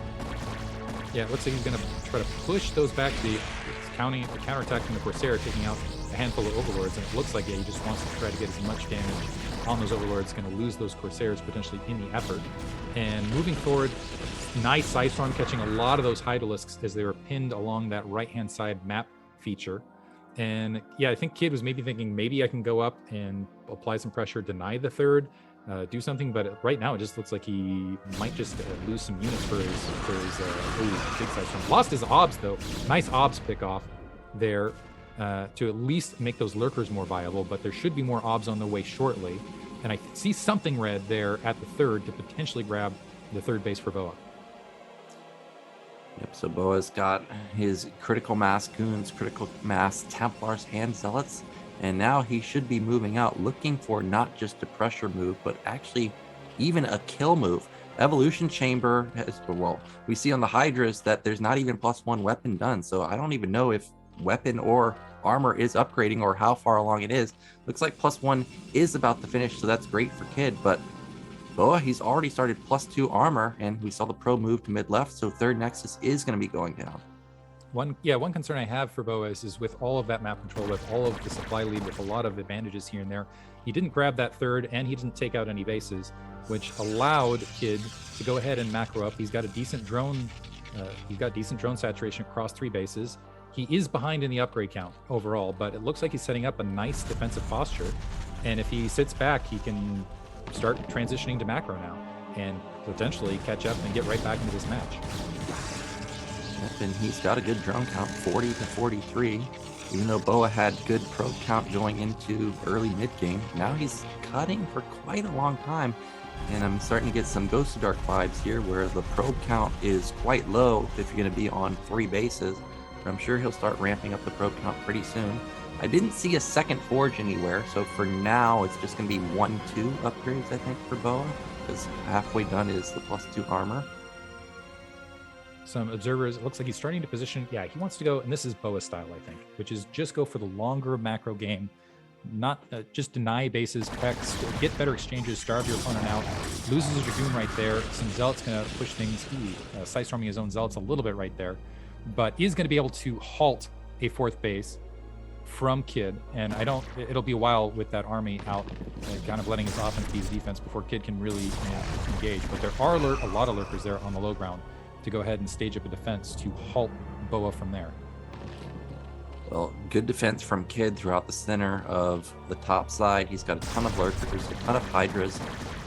He's down 40 supply, but I mean, his army is quite strong. He's going to start taking bottom right as his fourth base, instantly spotted by a Corsair, though. So potentially a couple zealots, if they move over there, could force a lot of defense to try and save that base, and BoA could pounce on isolated lurkers potentially. Meanwhile, third base is up and running for BoA now. He's already taken the gas there and got a few more pros, but really not that many more. So BoA's still in the lead, but what I don't like about this is he's allowing Kid to get expansions, and he's not capitalizing on the lead he has.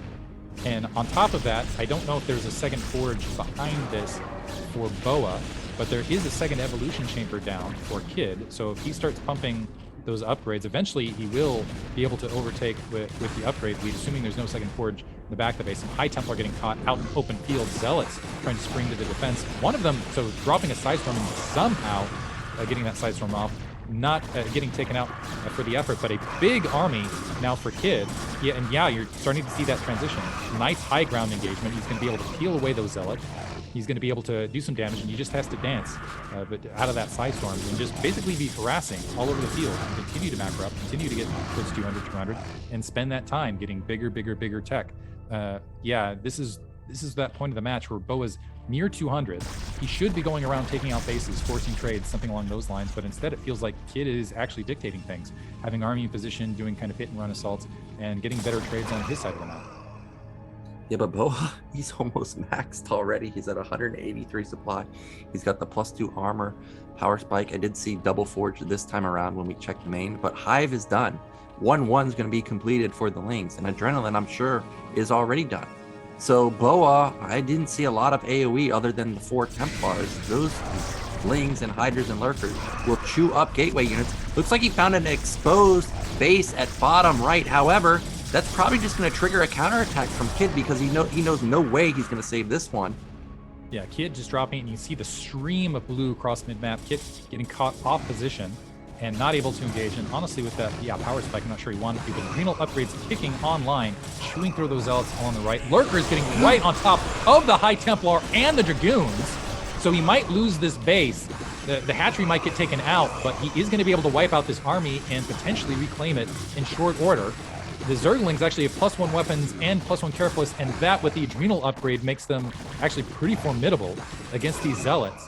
And I haven't seen an Archon out in the field, and there's another attack moving in towards that upper 9 o'clock base. So two-pronged attack here from Kid, able to pick off observers right there. A Lurker here, I don't see an observer in field. He might be able to get on top of those cannon Zerglings with Adrenal upgrades, chew through this extremely rapidly, and BoA losing, it looks like, territory all over the place. Are these Zerglings going to be able to take down this Nexus? They're powering through it. The Zealots trying to get there, but these are Adrenal upgraded Zerglings. That's what they do. Everything wiped out there. That's a bunch of minerals lost.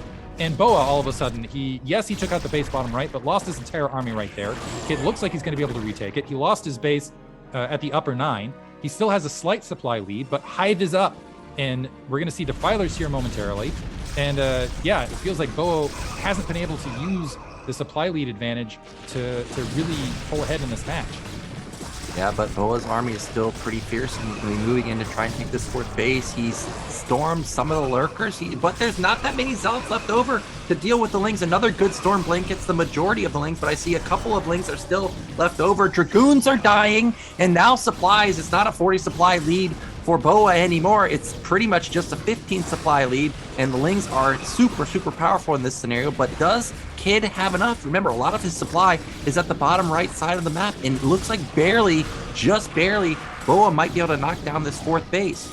BoA camping some units to try to engage the Zerglings that are streaming across from Kid, desperately trying to get in position, take out some of those Dragoons. It looks like the Zealots are streaming across. They are wiping out everything at the 11 o'clock base. The Zealots, it's a turnaround. Now it's the Zealots chewing through the hatchery as rapidly as possible under Lurker fire, with the Zerglings trying to stop them, take out that base. And now, complete swing. BoA up 40 supply, has once again pushed Kid back down to 3 bases, is reestablished his 4th base, and is now looking in good position. Yeah, and he has enough units to defend a counterattack, and you can see that Kid's supply is kind of fizzled out. Even though he had a Defiler, I didn't see a single plague that entire fight, so I'm not even sure if he has that upgrade. Dark Swarm tried to save the day, but in the end, just a little bit too much Protoss. And I wonder if this is going to trigger Kid to just all in this, because we're approaching 20 minutes. If you look at his main, basically mined out. Natural, basically mined out. Kid's really on one base mining. He's tried to retake bottom right, but I think I thought there was some red going to the right side of the map, but it's going to be BoA trying to come back and save his base. Look at this Nexus, it's dead again. How'd that happen? Nothing there, and the Zerglings with that Adrenal upgrade just chew through stuff so quickly. You can't allow Zerglings to go undeterred at any expansion. No expansion is safe. So more base trades, and BoA losing his 4th. He is going to now, I think his natural expansion's got to be thin, but he's going in with more Zealots to the bottom right. This is base trade, the movie, apparently, because we're just seeing base after base after base die to tier 1 units. Yeah, that is 100% dead. I don't think any amount of Zerglings could kill that, especially with the single Templar there for Storm. Wow, that's a lot of Lurkers being morphed. And if you look at the comp, there's not that many Goons left over, but you need supporting units with the Lurkers. And I just haven't seen much support from Kid. I hope we get a look at top left. Okay, there we go. There's some support right there. Some Lings, a Defiler, and a lot of BoA's army was out of position. I'm surprised Kid didn't go for a counterattack right there. Looks like that Corsair finally getting taken out. The battle veteran. BoA peeking forward. Another Dark Templar seeing that bottom right to make sure it's not retaken. Catching the Lurkers unburdened out of position. I don't think they're going to be able to sail up this high ground, especially, well, maybe with a bunch of Sidestorm behind it. That is a lot of High Templars. And that looks like enough to maybe punch through. And that Sidestorm is connecting. Kid trying to get a softer contain and pull back and reposition his Lurkers so they're not all just Sidestorm bait, but the Observer tracking, and right there, you can see the Observer moving from Lurker to Lurker to Lurker, following with those Zealots and that Archon, and they have enough beef now to them, so they're just wiping things out. A nice Sidestorm to catch both the Zerglings and the Lurker coming in from that lower corner. More Sidestorm units for this, and that is enough Archons, enough Zealots where I think they might be able to punch through this and take out that hatchery before it builds. And honestly, if BoA can take this hatchery out, I think it's going to be lights out for Kid. Yeah, I thought that this engagement was ambitious, to say the least, for BoA, and it looks like it may have... No, he just barely gets it. Just barely, with his remaining 2 Zealots, single Archon, and Goon. And that means, again, Kid is going to have his 4th base reset, but supplies are still so close, 100 to just 80. But Kid's running out of money. It's been swing after swing after swing, and they're going to see a High Templar drop here at the 12th qualification, going to blanket this in lightning, catching the High Templar along with a lot of these drones. So clearing out that base. There are some Zealots in position. They need to be here because this is going to be Dark Swarm plus oh man, what a great Sidestorm! Clears out so many Zerglings for the initial engagement. That's buying time for the Archon and the rest of these units to get here, but the Dark Swarm is there, and we saw how rapidly those Zerglings, once they get around and on top of the Nexus, shred this base. Kid trying to return the favor, trying to keep BoA's economy low, but it looks like BoA currently is going to defend it. Yeah, well, more Zerglings are coming in, and Goons can't hit under Dark Swarm. Neither can Cannons. Is this going to die? We don't see any reinforcements coming from BoA. I think he's too slow. I think the Nexus is dead again, but Kid's drone line got ransacked. That's a dead Nexus. Wow. So how many bases have we lost in this match? This has just been base exchange after base exchange after base exchange. Right now, Kid needs to, redefend. He's lost a lot of drones. He's down to 25 drones currently. He needs to redefend that 11 o'clock position. One nice thing from Zerg is if you have a nice larva round, you can get those drones right back. BoA, I think, is mining on one base and hasn't been able to secure an additional base. Both players light on minerals. And this is turning into this is like one of those boxing matches where there's just blood everywhere and just huge blows from both players, where it's like kind of that cross exchange where they both nail each other in the face and stagger back for a couple minutes. But BoA right now surging ahead 40 supply. If he can just deny this and keep that base up where it's not getting swarmed by Zerglings, then I think he will win this match. But if Kid can hold this, get it up and running, and fill this army out a little bit, nice plague right there, I think he's going to be victorious. Oh, he used the plague, and that triggers BoA to go for it, but he just ate a huge plague, and those Zealots are so weak. But I guess it doesn't matter when there's not much support for the lurkers. He instantly pounces on them, and that means that this fourth base might die again. It looks like Kid his back has been broken here. He only has 20 supply in real army. Fourth base is going to fall, and unfortunately I think this is going to be the end of Kid this time around. Storms everywhere. There's only a single defiler in Hydra left.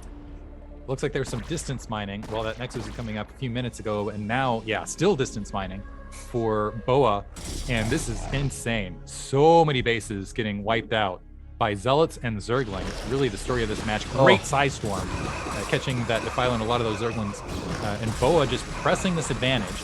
He's still mining. If you can just look at the minerals in that upper right-hand corner, how it's just trickling in currently from both players. So it's going to come down to these exchanges, and it is furious. A furious battle, constant Darkstorm, constant Archons, constant Zealots, just battering each other for dominance to win this match. And I think BoA, though, with that supply lead, with the Archons now marching out to the natural expansion, has put himself in a position to close out this match. Yeah, it is just not enough for Kid anymore. He's got so much gas, but he just doesn't have minerals. If he had some way to spin the gas, even for something like just 5 or 6 lurkers, I think he would have held top left, but just barely too much BoA. You can see he doesn't even have a very strong army left over. What is that, 6 Zealots, 2 Archons, and a Goon in a single Storm? I mean, it's not much, but it's just barely enough for him to secure the win, and that was a wild one. And I'm looking at chat, people talking about boring games on Eclipse. They're crazy. Eclipse have some of the best games ever. Great game, and that was exactly what I was hoping for between these two. Incredible play from BoA, and how I'm trying to go back in my brain and count. What was that, 7 expansions that were wiped out over the course of 5 minutes? That was quality ZVP right there. BoA taking game 1, but I think in that matchup it showed that Kid is capable of taking games away from BoA. So I still think it's anybody's best of 3 here. And even when they get past this best of 3, there's Gosudark waiting on the other side. And you remember Kid lost his hatchery at top middle. It actually just flat out died. He wasn't just not mining there. It died, and he rebuilt that, recovered. And for him to get into a position like that, even though he lost this game, unless something catastrophic like that happens again, I think I'm going to favor Kid in going into the rest of the series. Yeah, that's one thing for BoA's play that's one aspect I don't like is I do feel like he ends up being a little too conservative at times, which is what we saw for large portions of this match where he had a sizable lead and there were opportunities to go out and bully Kid around to stop expansions, to take expansions for himself. But instead, he's just kind of doing the slow instead. It's kind of like, and that's kind of, he plays the conservative style very, very well. He's a great player. But where he does falter is, giving his opponents opportunities to sneak back into this match. And Kid has shown that he will seize those opportunities. And I'm wondering, going into the mindset upon losing that hatchery and still sneaking back into that match, if that's going to give him a different mindset going into game 2. I mean, that's what I'd be thinking. Yo, you killed my hatch and I still almost won this game. So I'm just going to murder you next game as long as something doesn't happen, like a cannon rush or something weird again. Something to point out that I always pay attention is the probe count. The probe count was low for BoA, then it got to decent, but then he never got into that sweet spot of 55 to 60 probes. His econ was always really low. Something to keep in mind for him going into this game. Looks like Kid has decided on Good Night. And speaking with Seriosity yesterday, he said this is not a good PvZ map. So let's see if Kid can bring it back to a 1-1 series score.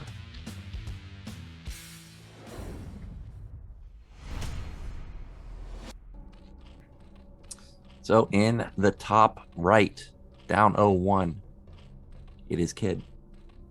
And in the bottom left, as the yellow Protoss, we have BoA.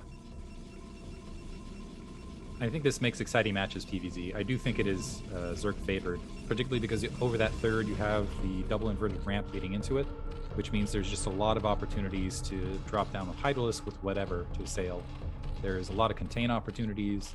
There's, I think there's a lot of things that work for Zerg on this map, but I think it's fun and it can be exciting, particularly if Protoss can sneak out and get. I've seen Bonnet in particular do this really well, is where he just camps above that third base when Zerg have it, and just holds position with his troops and just drops Psystorm over the ledge, and the players are forced to attack uphill and just get obliterated, get eviscerated by that storm. I wonder if BoA is going to try to execute something similar. But first, he's going to have to. I'm assuming BoA is familiar with dealing with 973. I think at cross spawn it's a little bit harder to execute. But checking for the Overlord there at the 9 o'clock location, he's going to switch his. I like when players do that. Shows a little bit of savvy. He's going to go for the counter, the cross counter scout now. Yeah, interesting scout pattern from BoA. Actually, a lot of Zerg players I play on the ladder now are mixing it up with their scout patterns, especially on Polyploid, since it's in the map pool. And Terran players also do the same thing, scouting the middle bases. Not going to find Kid at bottom right, so it's going to be another last scout, but at least BoA is going to be feeling pretty confident that this is cross positions. We see Kid going for the overpool again, and where's that drone going? Yeah, drone starting to, looks like he's going to get first scout because he's going straight cross position as well. So going to at least, well, maybe you can get an interrupt or something with that. I'm actually shocked the drone didn't sit back to just build that first hatchery. First hatchery down, only 2 Zerglings being produced. So I think BoA can go ahead and sneak that. You could have snuck the Nexus across positions either way. They're going to have a nice economic lead. But it might actually, yeah, that drone going bottom right, that was interesting. Yeah, moved out, went back middle right, cannon on the way, so there's going to be no scout until the Overlord makes its way that direction. But yeah, kind of odd drone pattern there from Kid right off the bat. Well, great opener from BoA. It was Nexus before cannon. And again, Kid only builds 2 lanes. And so he's not going to be able to push the probe out at all. Probe comes in and sees it's a 240 gas time, or 245 gas timing. Meanwhile, third hatch at top middle, a bit interesting there. And it does have high ground, it does have gas access, and we saw yesterday True Touch actually mine a lot of gas, but we didn't see any mutas last game at all. So I'm not sure if Kid even plans on mining this gas. A little bit of it. I love the battle probe versus battle drone sort of thing. Zergling's still not dealing with this probe though, which leads me to believe we're going to see 3 hatch. Again, 3 hatch muta or some sort of movement towards that, because basically if you get rid of that probe scout early, you have more options to start executing earlier Hydralisk builds, or do either, honestly. Right now, the probe scout being completely untouched for large portions of this match, and Nexus is already up for BoA. He's got the gas running as well. And so yeah, nice economic push from BoA right off the bat. The probe, I think, got all the information he's looking for. We are seeing, actually, this is going to be 2 hatch. So no, there's something positioned. I think that's an over, or sorry, there is a 3rd hatch building. Weird on the mini map, didn't work that way. So seeing 3 hatch muta to start. So very classic ZVP stuff going on. And again, we have the same opener from BoA. It's a Zealot before the Cybernetics, and the first one's already moving out. I think the Overlord just barely got a glimpse of that moving up. And this time around, Zealot's not going to go to top middle. Okay, never mind. It is going to hook around to top middle. I thought it was going to the natural. And if he can combo the Probe and Zealot, 4 Lings this time around will not kill that Zealot easily like it did last game. Zealot starting to march out. There's not a lot of Lings on the field. The second Zealot actually moving out. So this could be a lot of interruption here at the 12 o'clock base. There's already 2 drones right there. They're going to evacuate immediately. But this is, yeah, time that where there's just no mining on top of that. There's the scouting information of seeing how many drones are here. The drone's actually bravely coming back out. That probe, I like the probe holding the line, being aggressive because they can't attack over that edge. It's kind of like sneaking behind the battle lines, and it looks like I think he is attacking, doing a little bit of damage right there. But the next Zealot, while those Zerglings are out of position, walking to the natural expansion. So yes, this is going to get cleaned up here at the 12 o'clock, but there's going to be more mining interruption at the natural expansion. Yep, and Kid sent all of his Lings over there to defend top middle. So this Zealot just is like, yep, don't mind if I do. I'll just walk in here into the main. And at minimum, it's going to force a drone pull. Another Zealot moving across the map. He's making it real weird. This time around, Kid does have production of Lings at top middle, so he should be able to defend that. Really good control on the drone to save it. And the Zealot has got no kills so far.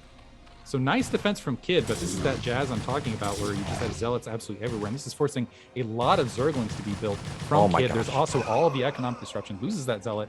But right now we got, 12 Lings? So it's 10 Lings there on the field. The second cannon's going to be planted because that's going to be necessary. The Spire's a ways off. And I think that Corsair is going to have plenty of time to go ahead and take out an Overlord and BoA in firm position. He does have to worry about a potential counterattack. though, because he lost all those zealots, and the zerglings are coming in hot. Yep, I think there's a gap at the top middle where we need to get our wall expert gypsy here to confirm that there's a gap at the top. Looks like it got closed up real quick by BoA. He does pick off a single zealot though, so I mean that's not bad. He does at least trade a couple wings for that. Meanwhile, is that 5 hatches for him? Hydrogen just now starting, gas just now starting at the natural for Kid. I thought we might have a muta switch, but not the case because he hasn't spent that 500 gas yet. Yeah, it looks like he's going into the 5 hatch where he's got the Spire and the Hydro Stem underneath. Go ahead and sit back and macro up behind this. And has actually done pretty well with the drone count. Despite all the Zealot harassment, there weren't a lot of drone kills. Corsair going down, which is actually pretty significant. Second Corsair out in the field. BoA needs to babysit it to make sure that he can, keep floating around. He's going to go back in. He still wants that over, so he does get the Overlord. Wanted that Overlord. It's like, no, you are not going to survive. Sorry. The Scourge going for a cutoff route. This is one area where I've seen Kid just excel, just knowing, just being able to predict, although it looks like nice little yakety sacks. Corsair gets out of there. But in the meantime, drone saturation pretty nice for Kid at that 12 o'clock location. He's got that 3 base up and running, and I don't see, we do see the Templar Archives, we saw the Citadel of Adun, but not a lot of gateways yet for BoA. Oh, second Stargate. You don't see that often. That's a move we see a lot of the times on Metaverse, and that Scourge just barely missed the second Stargate. Now, I have to say, 730, no additional gateways. That's a bit weird. So maybe Kid has recognized that, hey, shouldn't you have a little bit more than this? But at the same time, he did see a probe sitting in position, and, well, maybe BoA just forgot to build them. But first DT is moving across the map. There's a Overlord and Sunken already in position, though, so shouldn't deal that much damage. I like the Corsair opener when there's been a little bit more of an economic, when there's a bit more of an economic lead. I don't like it from this position. Oh, never mind. DT sneaks in, able to get at least a drone kill. I don't think Kid's seen it, so getting additional kills, and finally the Sunken Colony, but all of those right mineral patches getting cleared out. But when you go double Stargate like this, when you go fewer, first of all, you have fewer troops, but also you put yourself at risk of a lurker contain, because it's going to be a long time before you get that robotics facility and your observers out, or High Templar or a lot of else to deal with it. And that means you need to capitalize with these Corsair and get damage. And he's already lost 1 Corsair, and it looks like he's going to lose that DT before the Corsairs are able to provide support. But if Kid can get lurkers out there, which I think he's going to be able to, never mind, he switched to Mutalist to engage those. And we'll see if he can knock that Corsair fleet down, but those Mutalists against this amount of Corsairs with the +1 weapons, it is not going to be, they're going to get shredded, absolutely shredded.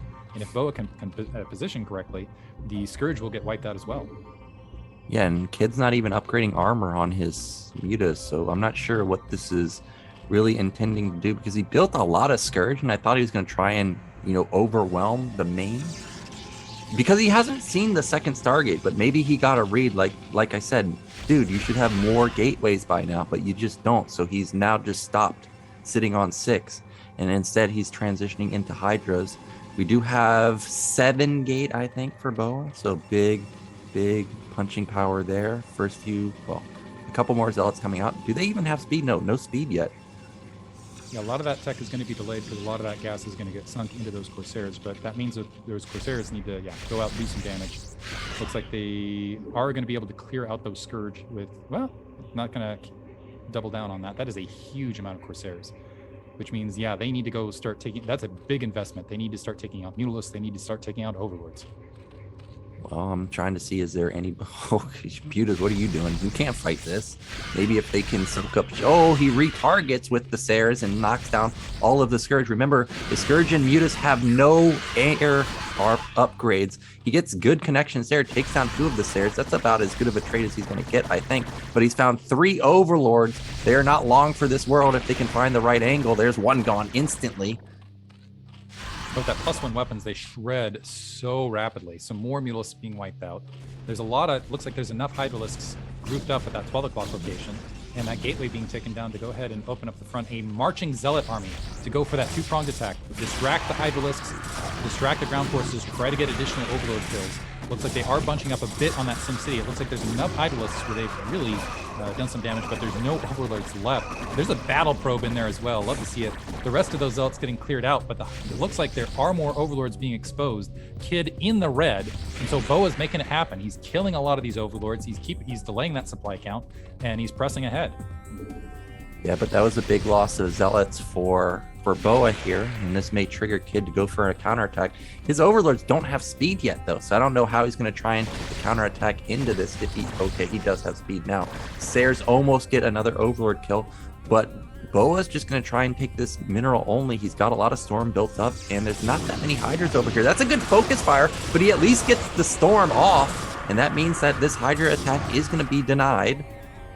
I like BoA, yeah, grabbing this third. I was thinking he would be a little bit light on troop count, but it looks like he has the troops to get it done. And one aspect of this is that taking that lower third is, yeah, you can get assailed from that high ground, and that can be difficult to hold, but at least it's close to your base. That makes it a little bit more defensible. In the meantime, Kid finally has overlords again, is starting to set up for his fourth, and is starting to build that supply count, get lurkers out. And I don't know if BoA did enough with those Corsairs. We'll see. He does have that third base up, though. He has moved into the mid game. He does have Sidestorm. He does have level 2 weapons, but and he's still trying to press with these Corsairs, so they're still out. But that drone count has started to get to the place where you start to see that turnaround towards the macro side for Zerg. Yep, lurkers coming out, so we may be going into a defensive posture from Zerg, trying to secure a fourth base. Don't know what these overlords are doing. They have been spotted, and they're going to get melted. Again, still no armor for Kid on the air, so anytime there is a moment of chaos, you know these Sares are going to be looking for overlords and try and shut them down. Meanwhile, still no fourth base for Kid. There's the drone setting up for it, though. But BoA, I would say, pretty good position right now. He's going to take a fourth base himself. I like that he, for a second there, I was going to say, I like that Kid's been trying to move these Hydralisks around to try to catch the Corsairs out of position to maybe get some damage done on them. BoA's done a great job of keeping those Corsairs active. You spend a lot of money on them, make sure they're moving around, keeping your opponent in the dark, make sure that they're spotting armies, make sure that they're taking out overlords where they can. Some interesting Zergling force running up here from Kid, and it's going to be able to get much done into that wall and wiped out, but does get a good look at a bunch of zealots and dragoons in the midfield. But yeah, BoA's done a great job of moving these Corsairs around, having them absolutely everywhere, and that's really stymied. It's really stymied Kid's play. Is what he's going to connect there. Looks like he was able to damage one Corsair at least. The Corsair is able to clean up what's left. But BoA currently up 30 supply. He's got a third base. It looks like he's setting up to go ahead and take a fourth base. So he's economically ahead if he can just get them saturated. Kid, I think he had double evolution chamber. He's been very much on the defensive here this entire time. So BoA's really, I think, thrown enough out here. He's kind of done the magic, done the dazzle to make him to move into mid game and also move into mid game with a big upgrade advantage, with a huge supply lead, and having all of the components he needs to just win to finish this out. Yeah, I like BoA's position quite a bit, and I actually think he could consider taking a fifth base in just a second, mid left or potentially bottom right if he wants. Critically, he's gotten this fourth base up, which has the third gas, so that's going to be great for him going into the mid late game. He's kept 6 out of those 10 Corsairs alive. That's great, so a muta switch could never happen. And again, the Sare somehow finds another overlord. We've got a 30 supply lead, as you stated. Okay, Sare's probably going to... No! He's on top of that. Maybe. Maybe. Still chasing down. Still being chased down, but I like what BoA did. He's like, okay, I'm probably not going to get as much action out of these Corsairs, so I'm just going to spread them around. And you can just look at the mini-map. You can see all of the vision that BoA has on that mini-map. He just has basically divided the map. He's gotten a good look at the unit composition, everything else. Now, as he's approaching 200 supplies, starting to make moves. Another Sare has been found, and now the Scourger have really whittled down the Sare count. All of a sudden, not as much air dominance as there was a moment ago. Zerglings are going to hit their 1-1 power spike in just a second. And we do have like 9 hatch production right now for Kids, so big time macro potential for him.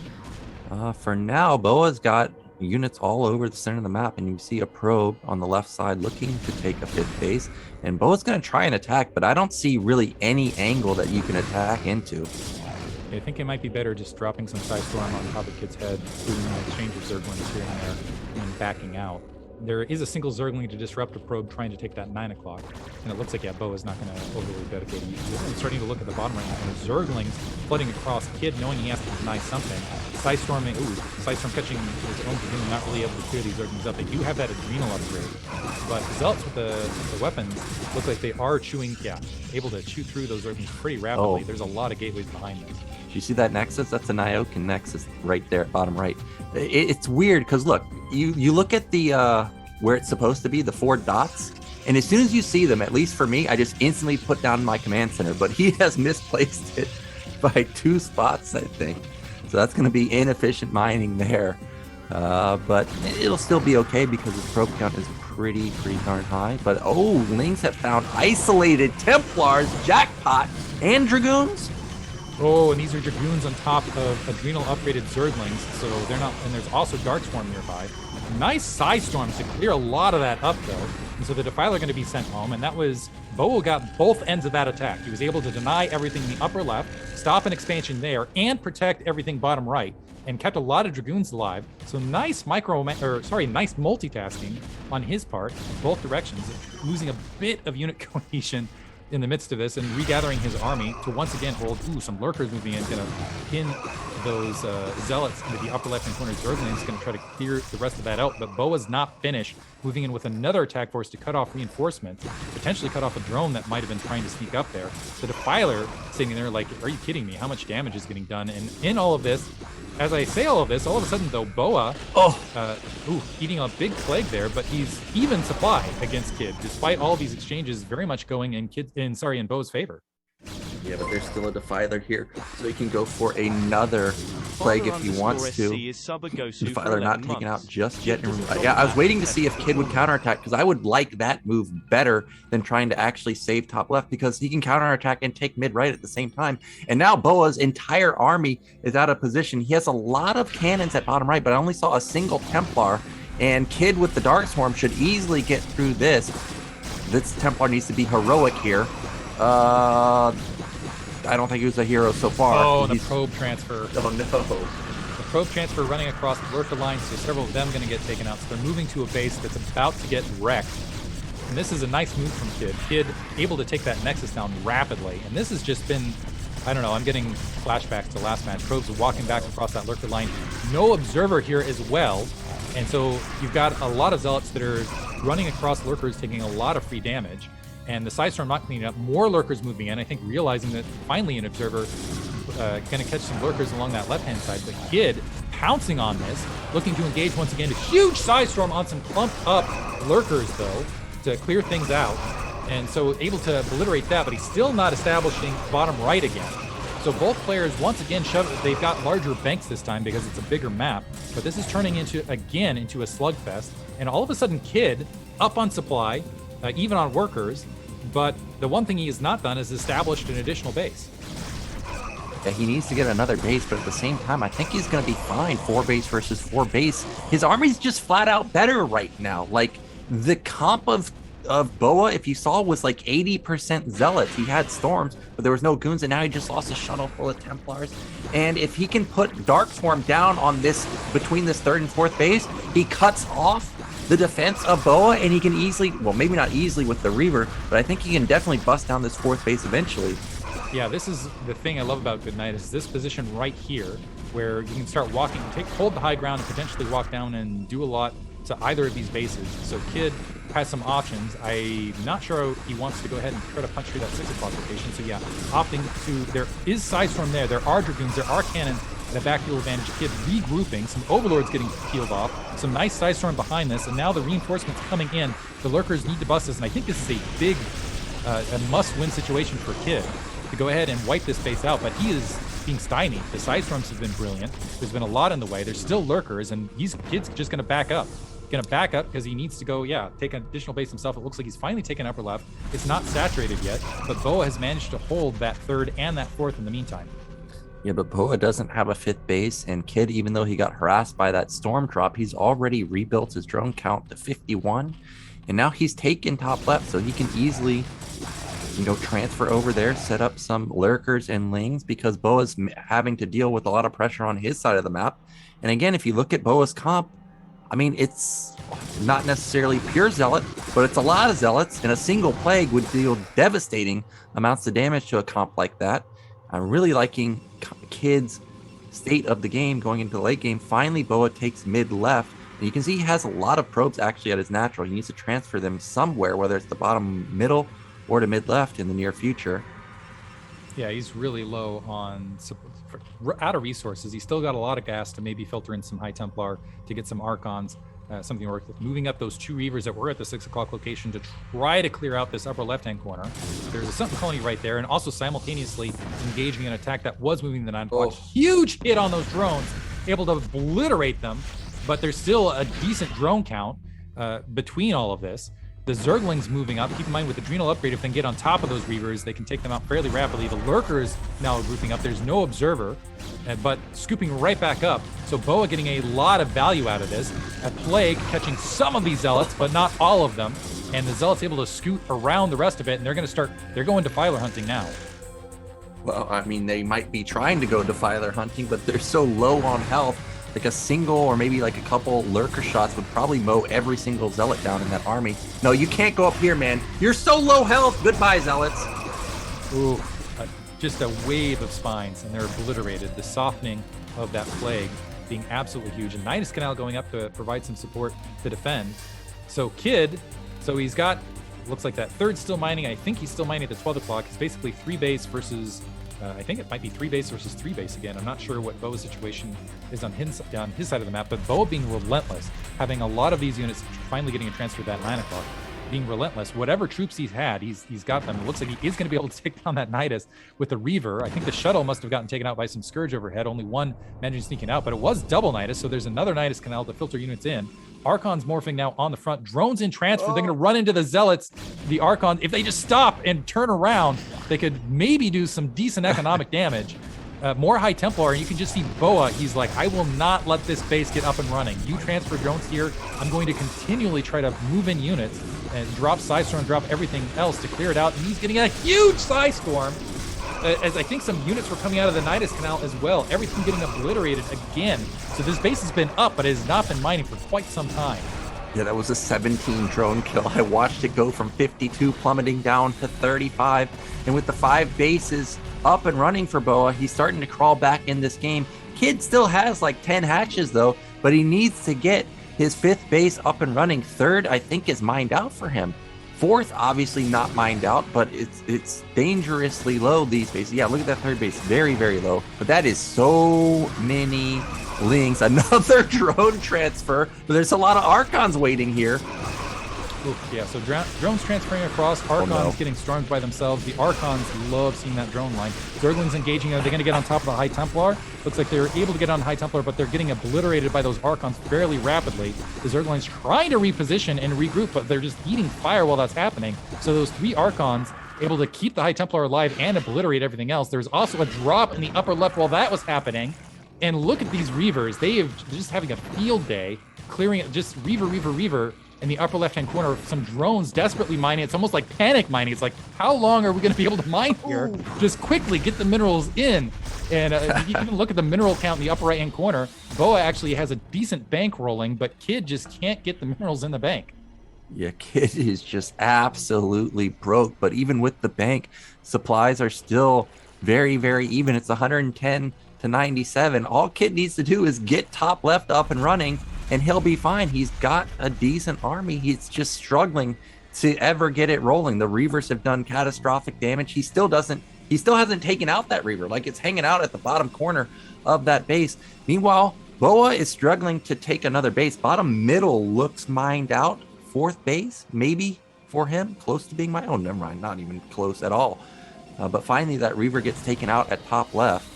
Yeah, while BoA was relentlessly attacking this upper left-hand base, he simultaneously wasn't taking anything bottom right.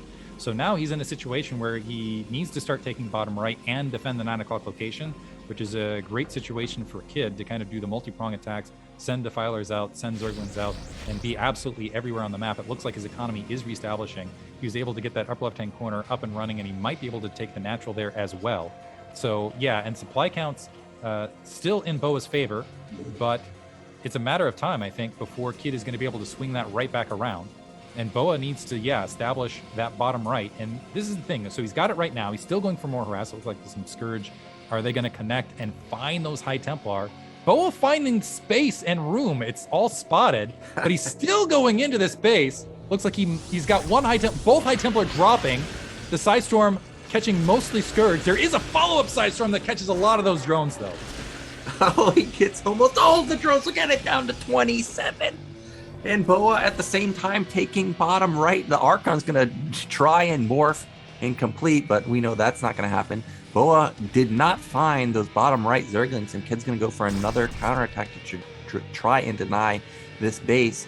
BoA's army is still almost pure Zealot with just Archons mixed in it. However, apparently that's more than enough, but yeah, there's the Dark Swarms that I was waiting for, and that means like, oh no, there's a Reaver here.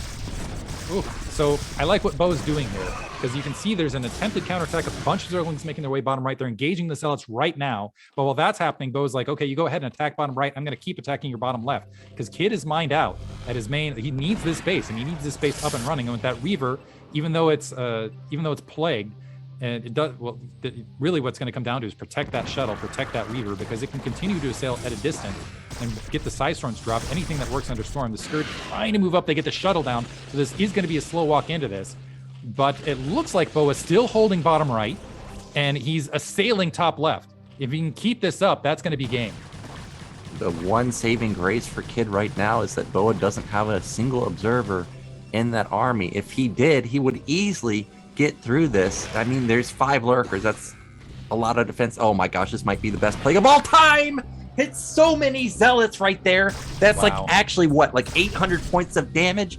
Insane hit right there. Oh, that's the calculation of the damage there is immense. And now the Zerglings, they need to there needs to be a hero. This is the problem for Kid right now. He needs a hero dive on top of this Reaver and to take it out. He gets it.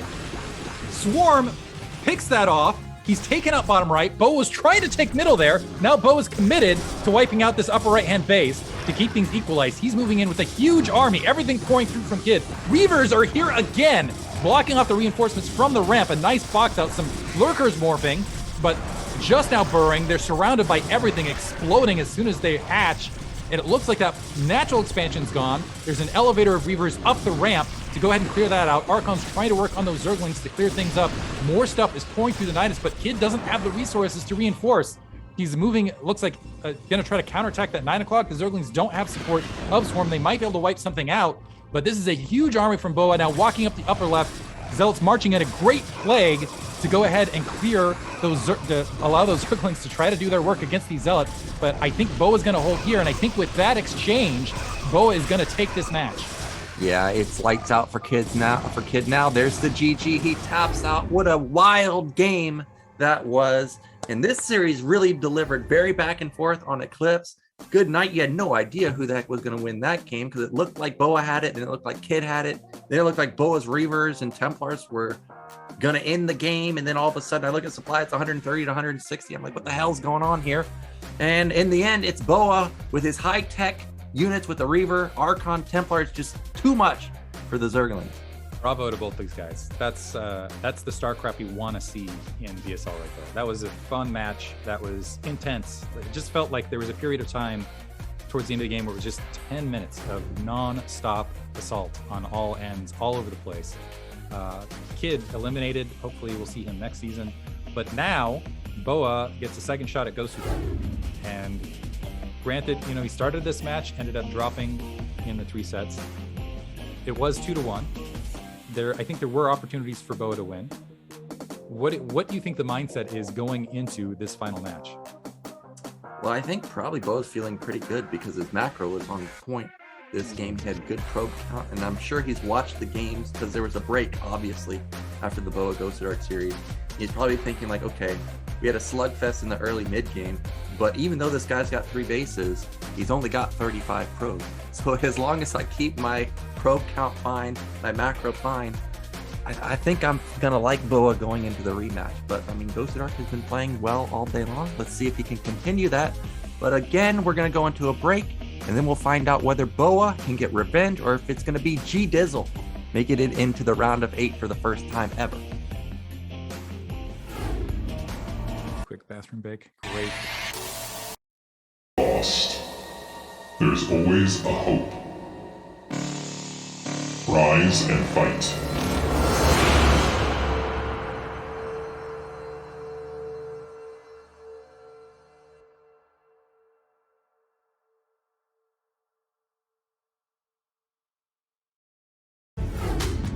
Final series of the day, guys. It's going to be a rematch of Gosudark versus BoA. You already heard my predictions going into it. I think BoA is going to be looking pretty good here, especially after, I assume he watched the replays versus Gosudark earlier. What do you think, Diggity? You think Gosudark's going to repeat here? I think Gosudark might take game 1 because it is on Metaverse. And it is Metaverse. You've got that natural expansion to work with. And I think Gosudark might be able to pull some shenanigans there. I don't know. But I think you're right. I think BoA is now warmed up. I think looking at the replays, he's like, I can out macro. I just need to wind it. And I think that's something he's good at doing. So I wouldn't be shocked to just see BoA go 2-gate obs, or 2-gate robo obs, 2-gate robo obs, 2-gate robo obs, regardless. And just say, you know, come at me. I'm just going to do standard macro stuff and just beat you in mid game.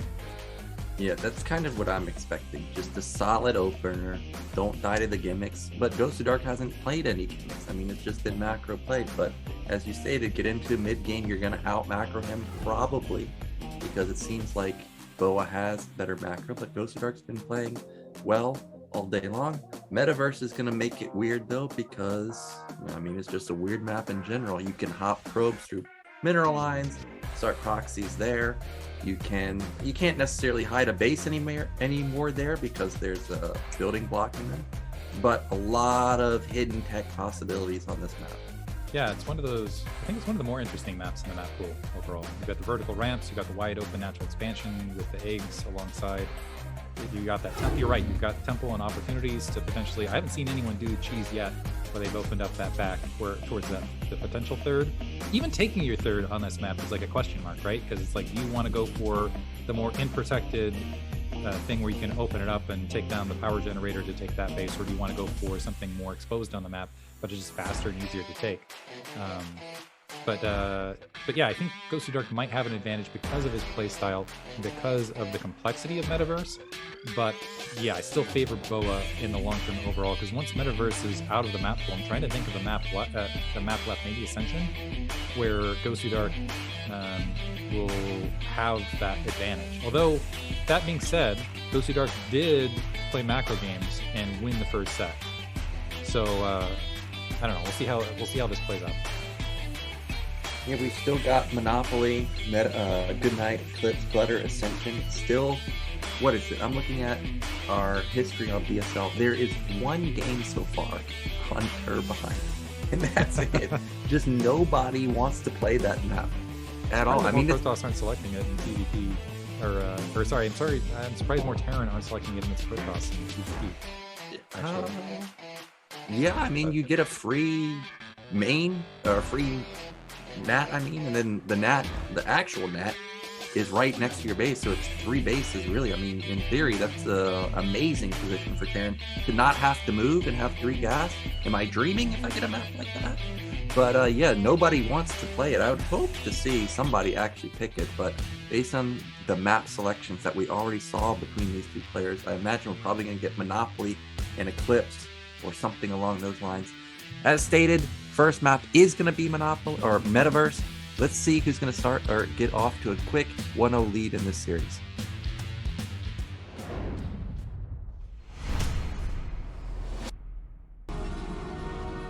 Okay, in the bottom right are peach-colored Protoss. It is BoA. And in the bottom left-hand corner is the green Protoss. That looks like a pastel green. We have Gosudark. Yeah. You know what I was... well, at least it's not the pea-colored or the off-colored green that we had a few seasons ago. But you know what I was thinking about? Looking at which players have qualified so far. You know, we have 3 Terrans. There's no Zergs, no Protosses. And if we look at the remaining groups, well, obviously we're going to get a Protoss here. But if we look at the remaining groups, I mean, they're star-studded for the Protoss lineup. We've got Thawalt in Group C. We've got Boneth in Group D. So if we assume those two make it out, I'm just guessing here, there's a real scenario where no Zergs make it in because there's actually only Ziki and Avilov in Group C. That's it. There's no Zergs at all in Group D. I'm thinking Ziki might have a shot of advancing, but yeah, it's going to be the lone Ziki Zerg, potentially. Avilov actually played out of his mind in the previous match, and he showed a lot of creativity and showed a lot of solid macro. And for the lack of time he said he spent coming back, I was actually really impressed by his skill level. Right now we're seeing a cross-map scout, by the way, from Gosudark going upper right. In the meantime, BoA looks like he is also going to have well, we'll see where Gosudark moves his probe after this, but at the very least, he's not going to get first scout off. Both players doing kind of the standard gateway assimilator. But yeah, it's unfortunate to see Zerg. We haven't had a Zerg championship in quite some time, so I guess the Zerg hopefuls will have to rely on Ziki to get it done. Well, we've got same build opener. It's going to be cybernetics from both. And remember last time we were talking about the scout pattern from Gosudark, and I was talking about how if he doesn't find anybody at Crossmon, he might build a zealot. That's exactly what we've seen here, because he is building a zealot this time around. And this time around, I don't think he's built a zealot at all, really, in the entire series. So we'll see if he wants to do a little bit of pressure with this. He might be able to walk it out. He is going to have, by process of elimination, he's going to know where BoA's base is. This is a bigger map. It looks like BoA has also produced the initial zealot. This is a bigger map, so moving out with that zealot pressure, I think a little bit less likely, because you're going to have a Dragoon in your face after not too long. But both probes kind of pairing up, like, okay, where are you? At the very least, both players are going to be playing in the dark, and neither is going to have the scouting information right off the bat. And a Citadel of Adun. So BoA opting to play the more creative play this time. I love it. If you look at the replays of Gosudark, he's been skimping out on Robo often. Like, he gets it flat out later than BoA every single game. There was no game where Gosudark got it faster. So I love this move. And if Gosudark goes for a fast expand, he's probably just outright dead. So he needs to put down that Robo pretty soon. Otherwise, DT might waltz across the map and get a quick win for BoA. Yeah, and the way he's positioning, it looks like Gosudark is thinking about going for one gate expand again, potentially. He's got that pile onto the corner. I don't see any movement, and he's got Dragoon range. Yeah, so in the midst of it doesn't look like he's saving a lot of resources. But yeah, this might play out for BoA, and you're right. This might be one of those things where looking at the replay, saying, okay, you're going to skip Observer. I'm going to make you pay for that and take a quick win. And BoA, this is cute. Also moving forward, kind of indicating as though he's going for additional expansion as well. Gosudark grabbing some minerals for some reason in the middle of the map. Maybe he's trying to trick the probe through for reasons unknown. But yeah, I think Gosudark saving up minerals to potentially go for a command center, so this DT is going to have a field day. Well, okay, I was wondering when the third goon timing was going to be for Gosudark. He doesn't see a third goon, but also his third goon wasn't done in time at that moment either. So probably doesn't suspect anything. And look at that. That is a Nexus. And oh, the probe gets in and sees the cannon. Now this will tip him off that it's DT, but I don't think it matters. This Nexus is at least going to be denied, and BoA's going to be able to put down his own Nexus and go into mid-game in a good spot. See the timing on the cannon. The Dark Templars coming out now. Now there is, I think, a situation where if Gosudark does some sort of body blocking with some of his troops along the way and try to move into the Shimmer, he might be able to get a cannon down with this for the Dark Templars in position to swipe it out. But that's one Dark Templar making its way across the map. Yeah, so you see the Dragoon trying to blockade to the south. There's two Dragoons to the north to maybe do that. Second cannon going down, and that's going to be critical. So and this could be the game-defining moment right here, is can these units delay this Dark Templar long enough so that it can't get on top of the cannons, and it looks like it's going to walk right on by, and that's two cannons that are halfway and a Dark Templar right on top of them. Unfortunately, BoA, rather than going for that, it looks like he wants to try to clear the Dragoon and walk into the main. There may not be a cannon there, so he is able to slip in. Oh there, my and gosh. photon cannons still morphing right there. That cannon's going to get taken out. And, oof, GG right there. That's a great play on BoA. I thought that was a misstep, but well played. So one Dark Templar slipping in, and Gosudark dropping game 1 very rapidly. And let's see in the next match if he opts to build, as a result, build Robo more rapidly. It's kind of funny because it's like you expect Gosudark to be pulling these sort of shenanigans, and Gosudark just got taken out by Gosudark-esque play. Yeah, I also thought that it was going to be a mistake, but as soon as the DT was not delayed by the Zealot, I was like, uh-oh. And we got to look in the main and saw. I mean, Gosudark also thought the Zealot was going to delay it too. You could tell because he just started a cannon as soon as the Dragoon started getting swiped. He knew that, okay, this is bad news for me. But yeah, Gosudark unfortunately falls there, and this was obviously BoA analyzing the replays and seeing what I also saw. This guy skips Robo every game, and he gets punished real hard. And in fact, you know what I want to see again? I actually want to see the exact same thing from BoA, because probably what Gosudark is thinking is like, well, this guy's not going to do it twice. And I think that would be the right move to do it twice. Just do it twice and see if it... Yeah, he's got a game to drop too, so why not? So right now, though, going into game 2, BoA on the verge of the round of 8. And has BoA made it that far? I don't think he... It looks like he got 6th in BSL, and he made it to the round of 8 in Season 11. But yeah, BoA looking strong. Gosudark, man, yeah, I hope he can pull out a game, because he's been stuck in that round. He's got to want it. There's got to be frustration, because he's been in the round, been relegated to the round of 24 in the round of 16 for quite some time.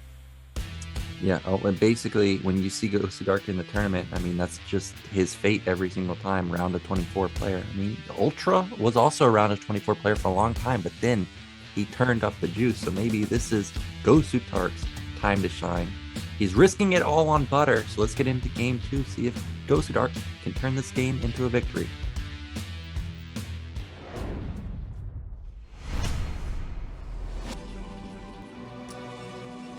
So in the top right position, our brown Protoss player, it is Gosudark. The bottom right-hand corner, as the red Protoss, we have BoA. Well, before we get too far into the game, I always like to make predictions of what I think I'm going to see. I think this is a 2-gate from Gosudark. He hasn't done it all series long. In the Oyuji series, he eliminated Oyuji with the 2-gate, and it's a 2-player map. So he's going to have... he's going to obviously know where he is. He's going to be able to get across the map quickly. I think it's 2-gate time. 2-gate time. BoA, I've seen defend 2-gate pretty well time and time again, but this is butter. It is a rampless map. It's a 2-player map, which, if you're right, and actually with all of that factor, I wouldn't be shocked to see 2-gate versus 2-gate. So let's see how it develops. If BoA, the one thing I'm trying to think of the game again. I remember seeing BoA, and I don't remember who it was against. But he actually opted on, maybe it was on Ascension, on a map like this. He opted to, after being first scout, to still try to go for Gascoon and skip for Zealot, and he really paid for it. But yeah, we'll see how it plays out. Obviously, both players are going to be able to scout each other right off the bat. Thus far, a mirror build on both sides. Yep. Queuing up probes are both players. So far, there is no second gate. Faster gas for BoA. What's that probe going to do in Gosudark's main? Oh, miscall this time. No 2-gate. Oh, well. You win some, you lose some, Diggity. That's okay. Nothing lost. There's nothing on the line, right? So, except caster pride. Yeah, so caster pride. Minus caster points. The secret BSL caster points in the background. Now you can lose some pool there. What I would not be shocked, actually, as a follow-up is that 3-gate play from Gosudark to pressure that natural. Maybe that's the reason he chose butter, because you don't have the high ground advantage to follow things up. Maybe he's thinking that he has won a lot of these engagements against BoA. He's had pretty decent micro in these engagements, so maybe he's thinking if he can push into that he might sneak an advantage there. Skipping a Zealot, and he's just going to get the Dragoon out first. BoA looks like he is opting for a Zealot to start off. But thus far, no variation. We're seeing pretty much standard 1-gate play. I think we're not going to see any variation, of course, until the probe's killed, or at least escorted out on both ends. Yep, we'll see what that upgrade is going to be for BoA. Is he going to do a fake like we saw Gosudark attempt versus Gypsy? Or is he actually going to get range? Or is he going to go straight Robo? He doesn't necessarily have to get an upgrade. Gosudark trailing the gas just slightly. Well, actually, it's not just slightly. I mean, 70 gas is kind of a big deal. Still no upgrade for BoA just yet. That is a Manor Pylon that BoA has just pulled out, and that hurts. He caught like 4 probes right there. One of them still stuck. Looks like, yeah, he bunched a lot of probes up right there. That's going to disrupt a lot of the mining. I think that ends up being worth it mathematically. The Dragoon out, able to take out that. That's also going to distract that Dragoon. And I like the Manor Pylon on BoA, BoA's option to do that, because that also gives you vision of a lot of this base after the probe gets killed. And that limits the ability to pull shenanigans on Gosudark's. And he's doing it again. You're right. I didn't call the 2-gate, but I called the Citadel. I feel like it just feels right, because this guy always skips the Robo, and if he's gonna go for 3-gate like you think he might go for, he ends up going for the for the Robo follow-up.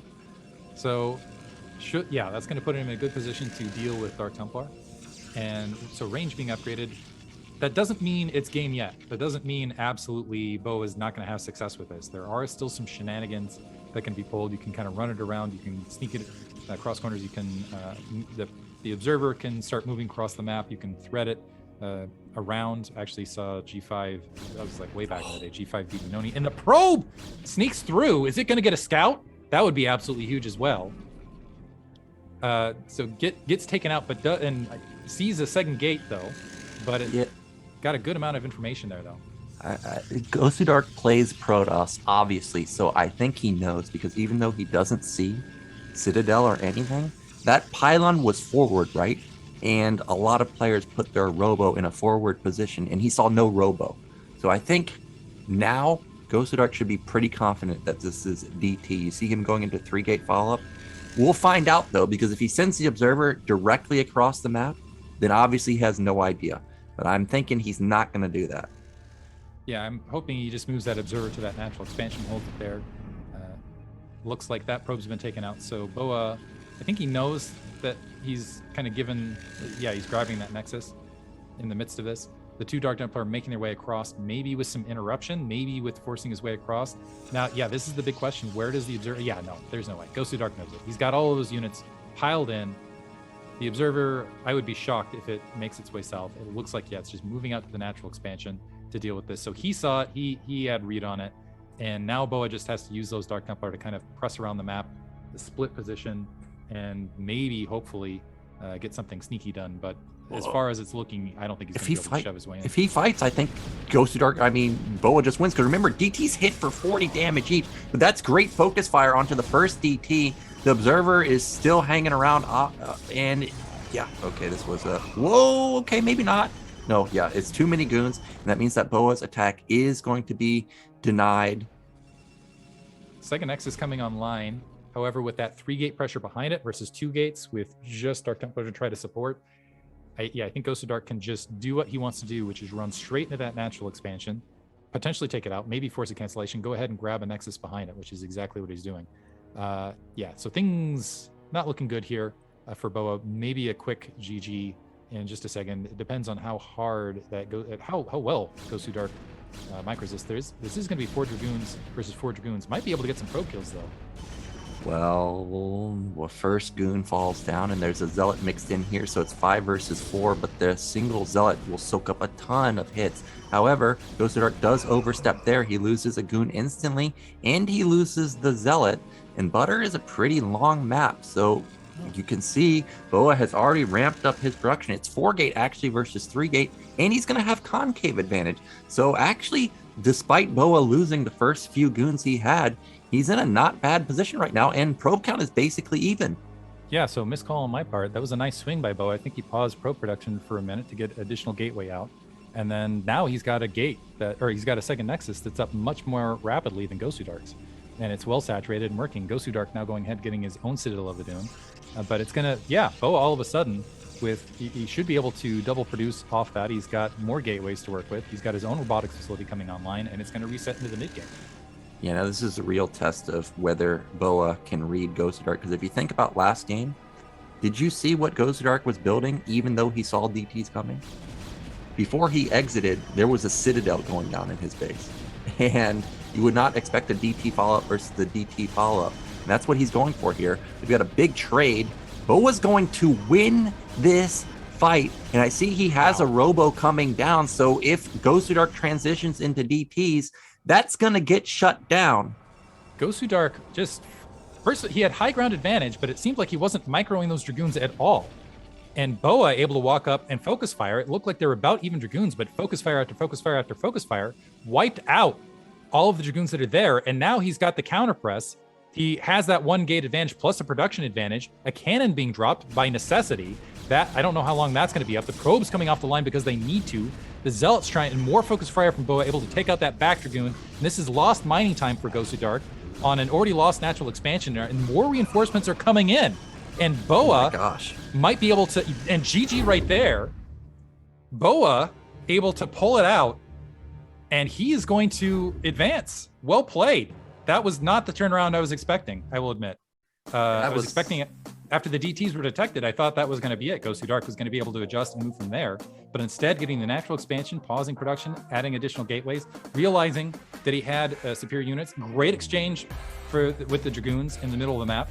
And BoA takes the match and advances to the round of 8.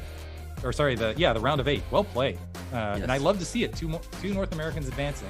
We got BoA from the second position and Gypsy from the first. Yeah, of course, North America is always USA altogether. Yeah, North America is USA. Yeah, there is no other countries in an A. It's just USA. Additional states, the North. No, there's brotherhood there. But I love to see it. When I'm doing the rooting, I am doing the rooting for all of North America. So that makes me happy. But yeah, great play all the way. I thought we had some amazing matches across the board. BoA warming up, able to take out Gosudark. Gosudark, once again, I do have to feel for Gosudark, once again, having a finish in the round of 16 rather than be able to advance to the round of 8 or further. But solid matches. Yeah, because if you just after the first series, you think, okay, is this it? Is Gosudark finally going to do it? Because BoA, I mean, he's a really good player. He's someone you think could maybe not necessarily win BSL, but go really freaking deep in it. So after he beat BoA, I was like, wow, is this actually going to happen? It's finally his time. I don't know what he's done to figure it out, but he's really turned it up a notch. But unfortunately, I'd have to rewatch the Butter game because remember, he had 3 gate versus 2 gate. He had goon advantage after the first fight, but when he got to BoA's base, he was down goons. Did he get supply blocked? I don't know exactly what happened there, but he just didn't have the unit count that I was expecting. And unfortunately for him, BoA cut a lot of workers. Like he was 28, only 28 workers on 2 base and went into 4 gate production, and he just had too much. Yeah, great play, and I really heads up build order from BoA. And really strong PvP. Gosudark, he wins a lot of PvP. I think that's his best matchup, which is going to suit well for BoA, considering he's going to be facing, as you said, potentially a lot of Protoss and an extremely high caliber Protoss down this set. I want to give a quick reminder to everybody to donate, subscribe, everything else. Join the Patreon for BSL Season 14 so that we can have more support Zero, of course, and more BSL way down the line. Special thanks to Esports Fun and OptiMonk and all of the patrons as well. Yeah, our Patreon supporters at the $100 level, we got Mr. Star Lover, $50 Martin's Harzmar, Striker, and Zero Sum, $30 Fizzardo 86, Cuz and Tupacalypse, $20 level Nicholas Schuler, Christian Eddington, LML, Ling and Pump, 9 Tech and Fork, and all you other Patreon supporters. Thank you so much for supporting the BSL. And remember, $10 Patreon support or above, you get all of the replays from the BSL. So definitely think about doing that. If you want to figure out how to macro like the big gyp, you want to figure out how to build 6 DTs and run them through the big gyp, potentially, you want to figure out what happened in that last game between BoA and Gosudark, definitely consider becoming a $10 supporter or above. And we are done with 2 groups of the BSL, Group A and Group B. We've only got Group C and Group D remaining. And what's this? This is Race Wars. How could I forget Race Wars? Next week, or we've got it for a couple more weeks. And we've got NA on Thursday and then EU on Friday. Doesn't necessarily mean that only NA players are going to play or only EU players are going to play, but better times for both regions, so it's more likely you'll see those respective representatives. Your boy already played in it twice and got smacked both times by Dawid and BoA, but looking to have a better showing next time around. As I stated before, I've already messaged Artosis. He might play in the near future, man. That would be amazing. Like to see that. That would be a lot of fun for the community at large. Yeah, he said he is interested, so maybe we can get him to come out and show his stuff, show the power of Korea, right? Like he's always talking about NA and EU. You can't just talk. You got to put your money where your mouth is some point in time. But yeah, Diggity, it was exciting to cast with you today. Groups A and B were fantastic, but you're gonna be back next week, right? Group C and D. I will be back here for C and D. I'm excited to do it 2 days in a row, so should be a lot of fun. This is I love doing this. This is just a lot of fun, especially with you, Nayokan. It's been an absolute pleasure casting today. Thanks everybody. Be sure to support BSL. Yep, again, thank you for casting with me, Diggity, and thank you guys for watching. We'll be back next week with Group C and D. Remember, there's only one group that has Zerg, so if they don't make it out, that's it. It's a Terran and Protoss Fiesta. Ziki and Abby love the Lone Hope. Hopefully I'll see you guys there, and hopefully a Zerg will make it into the round of people.